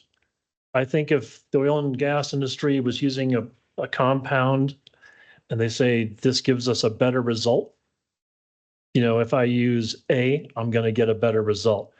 If I use D, maybe I'll get a less better result. My point of that is what do we regulate? And with more data, more openness, more communication, I think maybe we're going to understand how these compounds work better. To get back to another food analogy for me, if I said, do you want 10 toppings on a pizza? Does the 10th topping really matter? Can you tell the difference with that 10 versus if I'd only gave you a pizza with 9 toppings? And I suspect oil and gas industry knows exactly what compound A does versus compound D going downhole because they've tested this, and they know the result and the effect of what they're going to get. I would like to know the result and effect of what that's going to give a groundwater, so that I know more about how subsurface metabolism might work. So with that, then how do we draw the line with regards to, full disclosure and then also more like trade secrets? How do we draw the line? This is a tough question. Can we go back to just where they're drilling with water only? No compounds in it. That's probably not going to work for a 5,000 foot deep hole, right? So what are the things that work best? And I think we're going to need more study. Maybe that's in-house oil and gas study, disclosing what they're using and what they're testing and what they're doing. Maybe it's the academic side or the government side that are also researching best practices. I'm not saying oil and gas doesn't do best practices. They do what works to generate a valuable fluid that we need for energy. Yeah, so then I come to page 7 of your testimony. Society needs to know what is going on, what is going downhole in oil and gas operations. Now, for full disclosure, would you support a commission more or less making a rule where there will be a full disclosure to the regulator and not necessarily to the full public? I think if it was available this is a good question. I think more information would be certainly helpful. More information would be helpful for people like me doing research. More information would probably be helpful for the government so they better understand how to regulate compounds. I don't think that we should hide anything from people in a democracy. I think we should be transparent with what's in your water. You should know what's in your water. You should know where it comes from. You should know where your wastewater goes. Well, as professors, we do more or less believe in intellectual property. So I can't just take your materials and more or less go implement somewhere without your approval, right? So I think that also can be said with regards to how even companies also operate.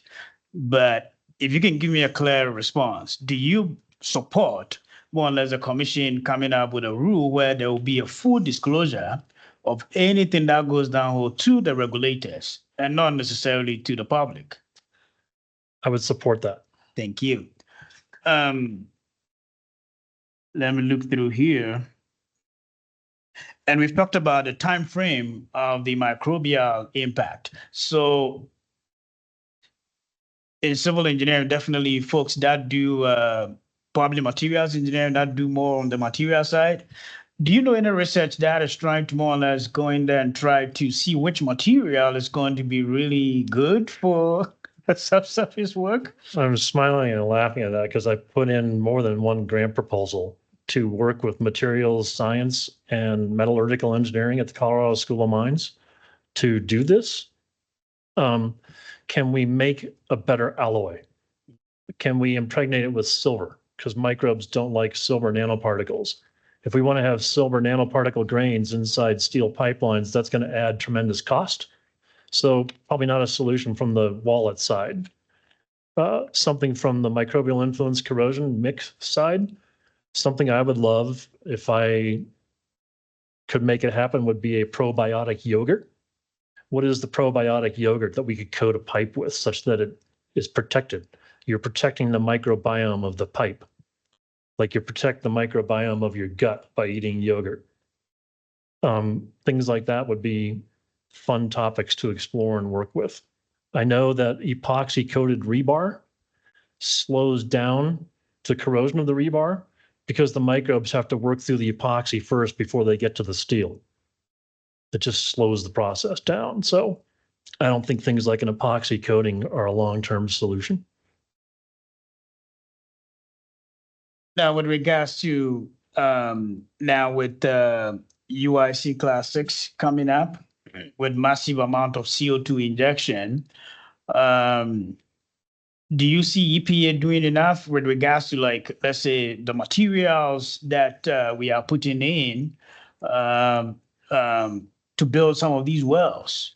For like CO2 injection? Yes.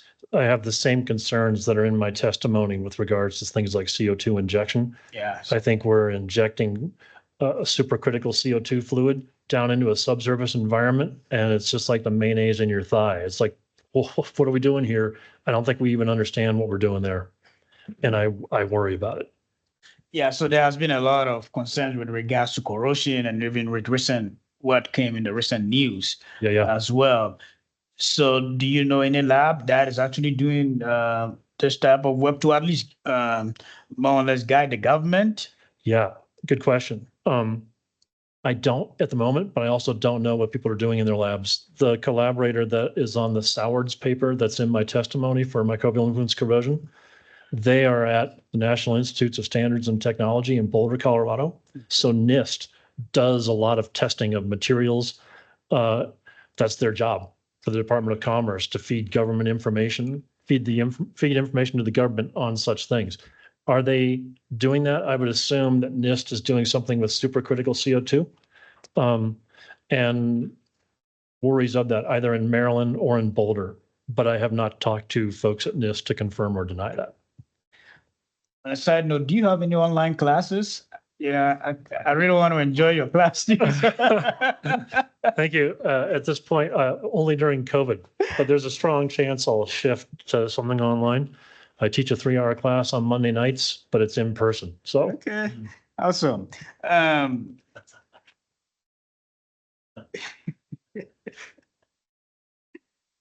Now, so on page 12, where you talked about the MIC seismicity, subsurface fate, and transport. The effects of MIC on subsurface infrastructure is well known in the oil and gas industry. Is that really true? I believe so. From people I have talked to with personal communication in oil and gas, everybody knows that stuff corrodes. It's just a matter of how long and over what time frame. If you spend any time around an oil field, you'll see corroded stuff.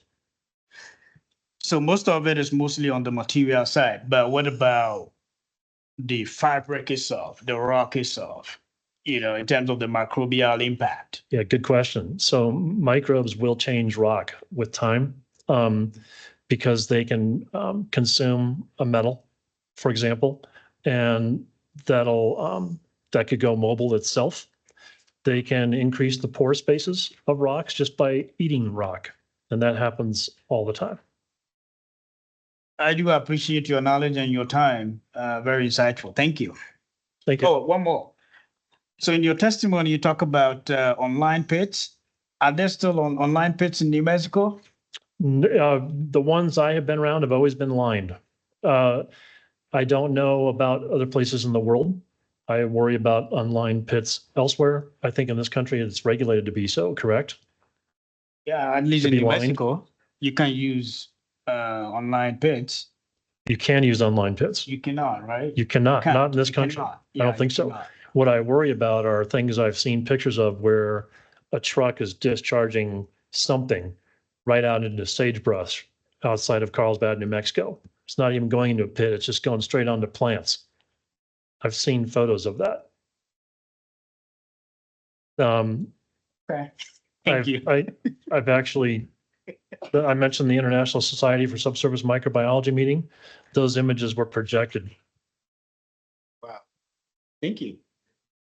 Thank you, Commissioner Ampoma. Is there any reason not to excuse Dr. Spear at this time? All right. Thank you very much for your testimony, Dr. Spear. Thank you, and I appreciate your time and appreciate your questions, and thanks for your time.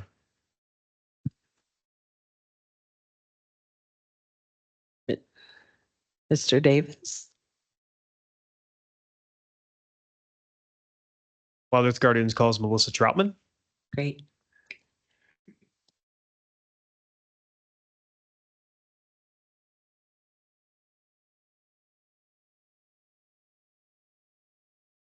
Ms. Troutman, do you swear or affirm to tell the truth? I do. Thank you. Go ahead, Mr. Davis. Madam Hearing Officer, I would just like to renew NMOGA's objection to the testimony of Ms. Troutman on the same or similar grounds for which we filed a motion in limine that this is not a spills rulemaking. Not only is it not a spills rulemaking, there would not have been proper public notice of anything about spills. And so we would renew that objection. And I'm happy to make that just a standing objection so that it's easier for you and the commission. Yes, you have a standing objection. And as I mentioned to the commission yesterday, the motions to exclude or limit the testimony from Ms. Troutman were overruled. And the acknowledgement that I made on the way to denying those motions was that she seemed like more of a fact witness than someone who was offering, for example, scientific opinions. But you'll hear about why that is as Mr. Davis explores her testimony with her. Go ahead, Mr. Davis. Hello, Ms. Troutman. Can you please state and spell your name for the record? My name is Melissa Troutman, Melissa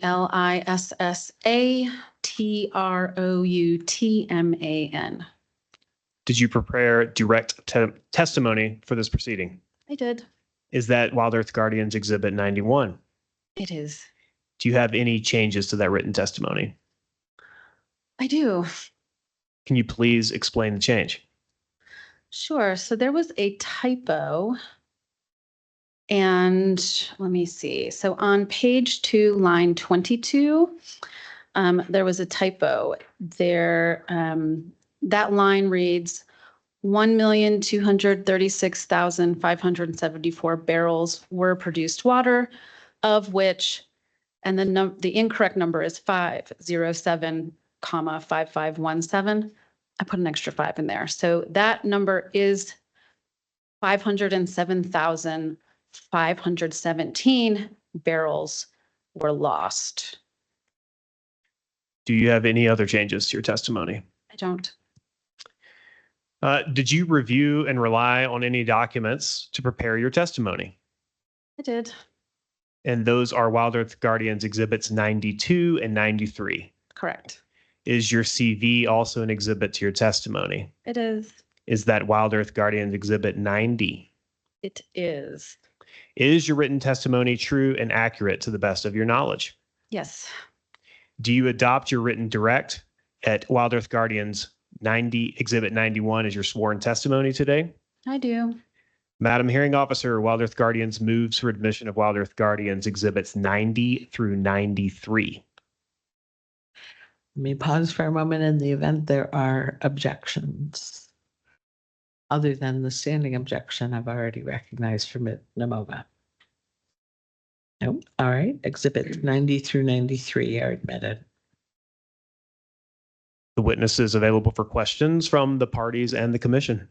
Thank you very much, Mr. Davis. Is this you, Ms. Mulcahy? Okay. Yes, thank you. Good morning, Ms. Troutman. Good morning. Thank you for being here.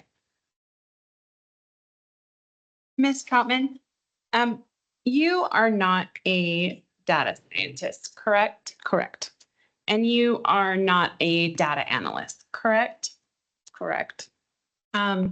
And the exhibits that you have provided, which are exhibits 92 and 93, that you state is data pulled from the OCD site, have not been independently QA/QC'd. Is that correct?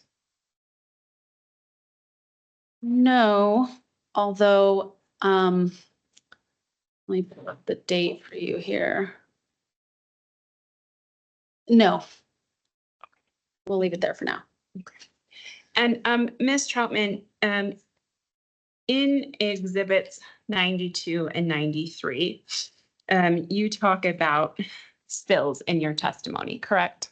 I do.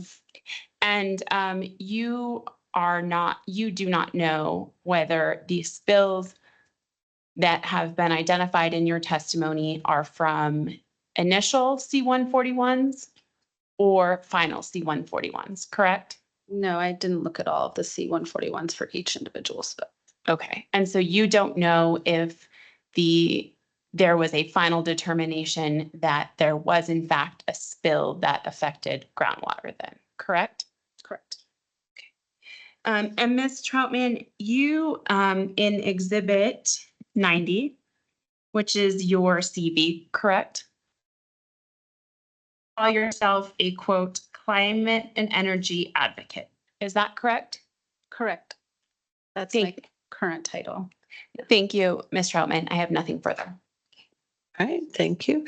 Mr. Maxwell, do you have questions of Ms. Troutman? I have no questions for Ms. Troutman. Thank you. Thank you.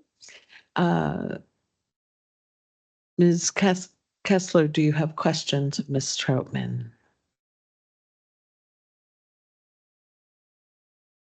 She may have stepped away. Mr. Tremaine, do you have questions of Ms. Troutman? I think I have just a couple questions. Thank you. Good morning, Ms. Troutman. Good morning. I am Jesse Tremaine. I'm the counsel for the Oil Conservation Division. Did you, prior to pulling the spills data that you have listed in Wildlife Guardians Exhibit 92, did you confer with anyone at the Oil Conservation Division about the necessary process to pull that data? I did. I received instruction on how to navigate OCD's incident and spill databases from OCD's environmental projects supervisor, Corey Smith, on two separate occasions, once on January 18th, 2023, and again on February 16th, 2023.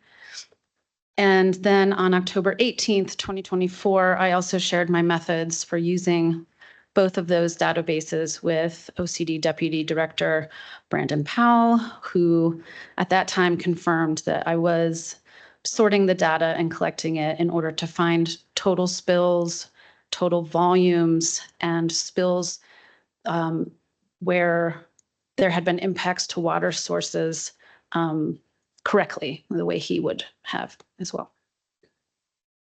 And did you, when you pulled this data, did you comport with the process that that was discussed for generating this report? Can you say that again? Did you follow the steps outlined in your discussions with OCD staff? Oh, yes. Yes. Okay.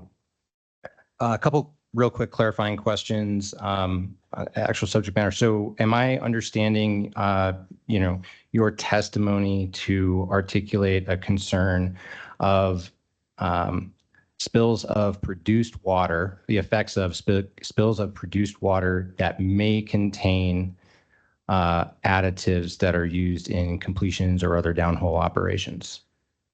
Can you say that again? That was a long one. Let's break it up. So the spills and releases data is fairly characterized, particularly the water data, produced water, is reported volumes of produced water spills, correct?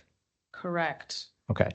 And as I understand the concern, I just want to make sure I understand this correctly. As I understand the concern, certainly there may be constituents of concern to you and can produce water, but of chief concern is that if PFAS or other additives are used in downhole operations and completions, it is possible that those same additives are present in the produced water that's produced from the well. That was another long one, sorry. No, I think that's correct. I've heard that concern from a lot of people. I don't state that concern in my direct testimony, but it's something that I generally understand to be true. That's where I'm getting at. PFAS and completions compounds are potentially part of the volumes that you describe in your exhibit and testimony, correct? That's my understanding. Okay. No further questions. All right, thank you very much. Mr. Davis, any follow-up? No redirect. Thank you. Commission, Mr. Chair, do you have questions of Ms. Troutman? I do. Thank you, Ms. Troutman, for appearing. We appreciate it. Ms. Troutman, and I believe this is something that the OCD was just alluding to as well. Please help me kind of understand What are you wanting the commission to know here? You're telling us about these spills. You're telling us how much was produced, how many barrels were lost. What exactly are you trying to make the commission understand? I'm simply trying to provide for the commission total numbers of spills and volumes and impacts to freshwater resources. I just want them to, I would like you all to know the numbers. I'm not going to draw any conclusions from that other than that I think it's valuable to know that spills do occur. They occur at, significant numbers. And some of those spills have impacted both groundwater and water courses, surface water courses. Okay, and again, I apologize. I'm still trying to make that connection. I realize that you're here as a witness of fact, so I understand that. So, but you generated this information with a thought process in mind. Was it just purely to let the commission know about the spills? I mean, we could pull this data as well. You created this data for a reason? Yeah, I created it because the aggregates of spills and volumes and aggregates of spills that have been reported to have affected water resources are not aggregated anywhere else. And so, yes, you're right. You could have pulled that data and done this basic math yourselves, of course. But I didn't want to assume that would happen. Okay, so yeah. I guess from my understanding of what you're saying, you want us to know about these spills and hence infer that these spills are allowing the release of chemicals, including PFAS, into our groundwater and our surface waters. Is that a good assumption? I thoroughly trust you guys' ability to make whatever inferences or whatever that you want to make from that. Okay, I appreciate it. I guess I have no other questions. It's just I'm trying to see the connection here. So, but I appreciate your answering to the best of your abilities. Thank you. No further questions. Thank you. Commissioner Bloom. Thank you. Good morning, Ms. Troutman. Good morning. Could you walk us through how you got this spill data from OCD? Sure. I stated I actually go through great detail in my direct testimony. Is it okay if I just read that? Absolutely. Yeah. Okay. And you can summarize too. Okay. So there are two databases where spill information is reported and publicly available. One is the incident database, one is the spill database. They both compile spill reports, but they do so in different ways, which can at first glance make it seem like the number of spills in each doesn't really match. So there are some sorting that has to be done to really get to, to whittle the data down to the right numbers, so to speak.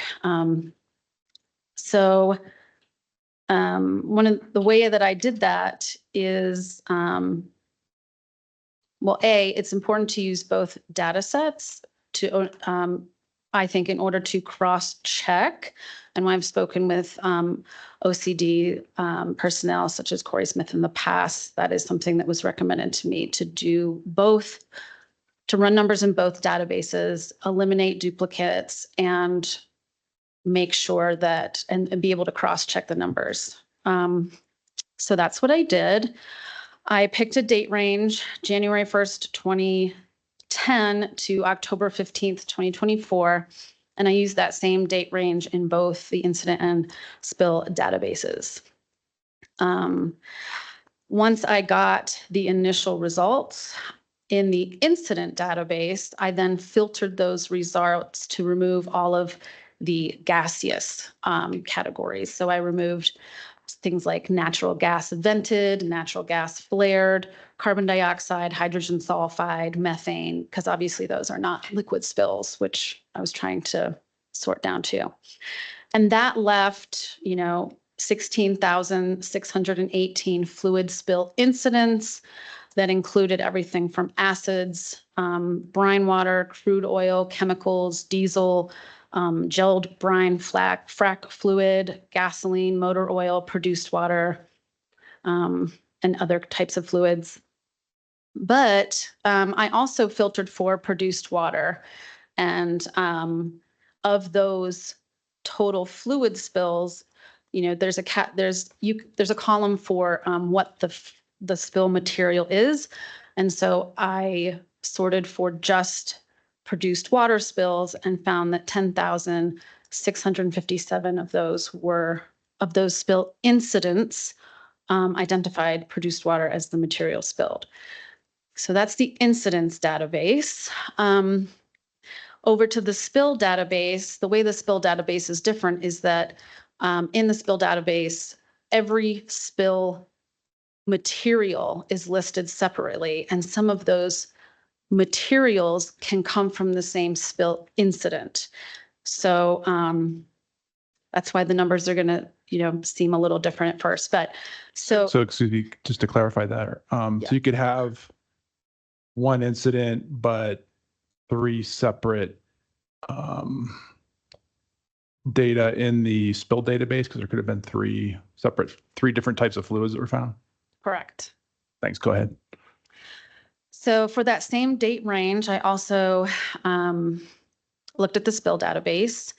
And for all spilled materials between that same date range, I got a total of 164,072 spills of liquid material of spills for that date range, of which 19,812 identified liquids or fluid materials spilled. And I got down to that 19,812 liquid spill number by removing incident types like flares, vents with flaring.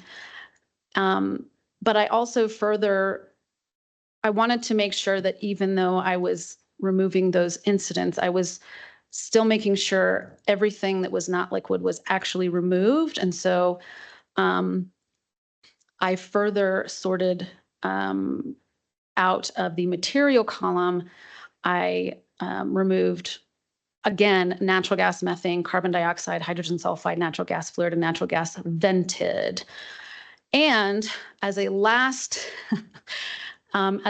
sort, just to be extra cautious, I eliminated MCF as a unit of volume from column S. So obviously, if something is measured in MCF, it's probably not a liquid.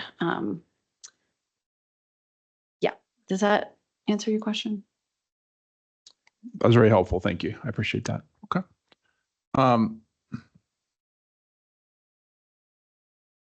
The chair asked you why you pulled the data. We got that answer. Just any other thoughts about how this informs Wild Earth Guardian's proposal, your effort? I mean, what Mr. Tremaine said resonates, that, when we're talking about things that are put downhole that also come back up, and that those things that come back up, which can contain what goes downhole when they are spilled, it's relevant for that reason. Spills are relevant for that reason.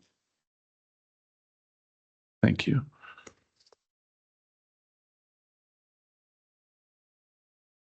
To your knowledge, Ms. Troutman, has any party here submitted different figures from yours or run their own analysis? Not aware of any. Me neither, thank you. And then finally, on the spills, I think we heard from Dr. Spear, and this is something we see at the land office, but would spills include intentional dumping of fluids in a field?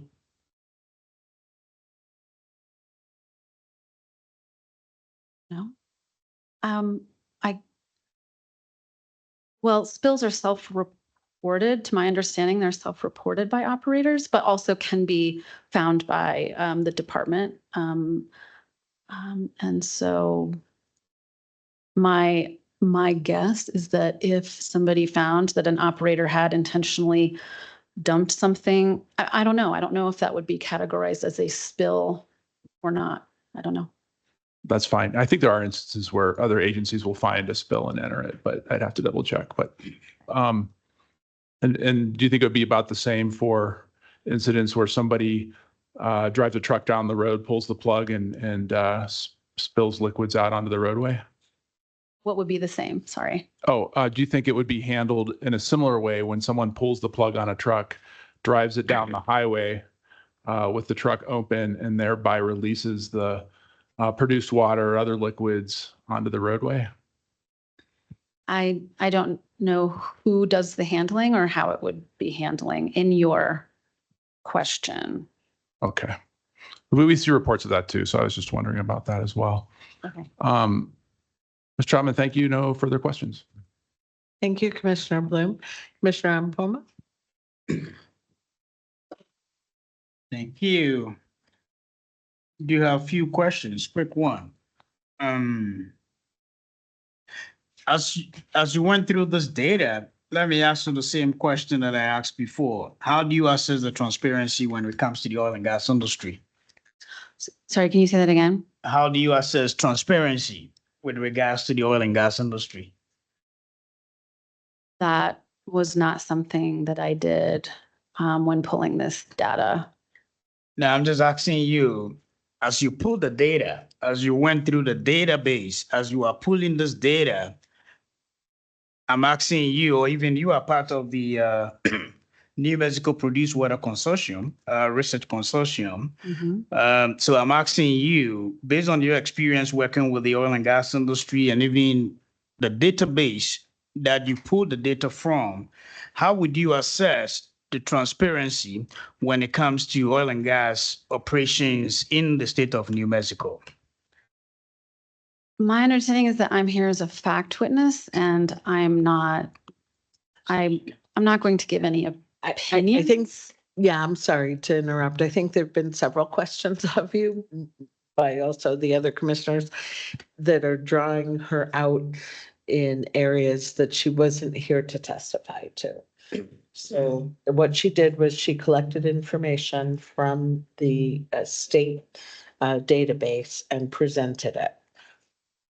So that should be the focus of your question. Yeah, so then the question still remains, how is this relevant to, let's say, how is this relevant to help us to make decisive decisions? But let me ask you one more. And if it's not, then you stop me. So you talk about 187 spills were identified as having reached a water course, and 99 spills were identified as having affected groundwater.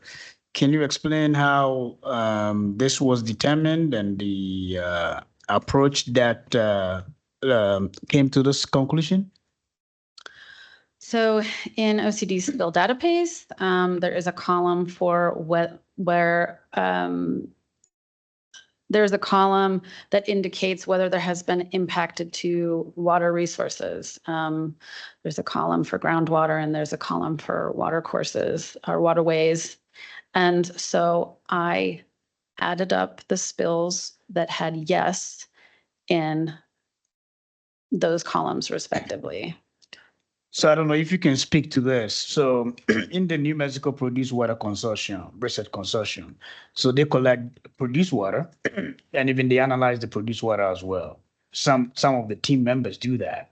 I know NMSU, they do that. New Mexico Tech, they also do that. Do you see any clear correlation, between the components in the produced water and then also in the underground water? That is outside the scope of my testimony. That's beyond the scope of her testimony. I'm done. Okay. Okay. There's good questions. I just, not for this witness. Mr. Davis? Madam Hearing Officer, if I could be granted leave to move into evidence one of the exhibits that I failed to move. Certainly. Ms. Troutman, you also relied on Wild Earth Guardians Exhibit 3 in preparing your testimony. Is that correct? Oh, yes. Yes, I did. Can you describe that exhibit? That exhibit is titled NMED Water Resources and Management, Percentage of Drinking Water from Freshwater.pdf. So that is that exhibit pulls a statement from NMED that states that approximately 78% of New Mexicans depend on groundwater for their drinking water. 81% of New Mexicans are served by public systems with water derived from groundwater sources, and over 170,000 New Mexicans depend on private wells for drinking water. It goes on to say groundwater makes up nearly half of the total water annually withdrawn for all uses in New Mexico, including agriculture and industry, and is the only practicable source of water in many areas of the state. And you've accessed that webpage before? Yes. And Wild Earth Guardians Exhibit 3 is a true and correct copy of that webpage? Yes. Madam Hearing Officer, Wild Earth Guardians moves Wild Earth Guardians Exhibit 3 into evidence in this proceeding. May pause in the event there are objections. I have no objection, Madam Hearing Officer. None. All right, thank you very much. Exhibit 3 is admitted. At this point, is there any reason not to excuse Ms. Troutman? No. Thank you very much, Ms. Troutman, for your testimony. How would the parties feel about taking a lunch earlier today rather than later? When we come back, we still do not have the NEE witness. My memory is that the NEE witness is available starting at 1 o'clock tomorrow. So when we come back today, I believe we would move to the division. And I believe you were hoping to have all of your witnesses one after the other without being interrupted by other parties' witnesses. Certainly, Madam Hearing Examiner, it's always our preference, and I think it's lining up to achieve just that. We will be calling Dr. Court Sandow, then Dr. Eric Martin, then Deputy Director Brandon Powell, in that order. Thank you very much for offering that. I was about to ask. All right, let's come back at 12:30. Is 1 hour enough? Yeah, all right. Thank you.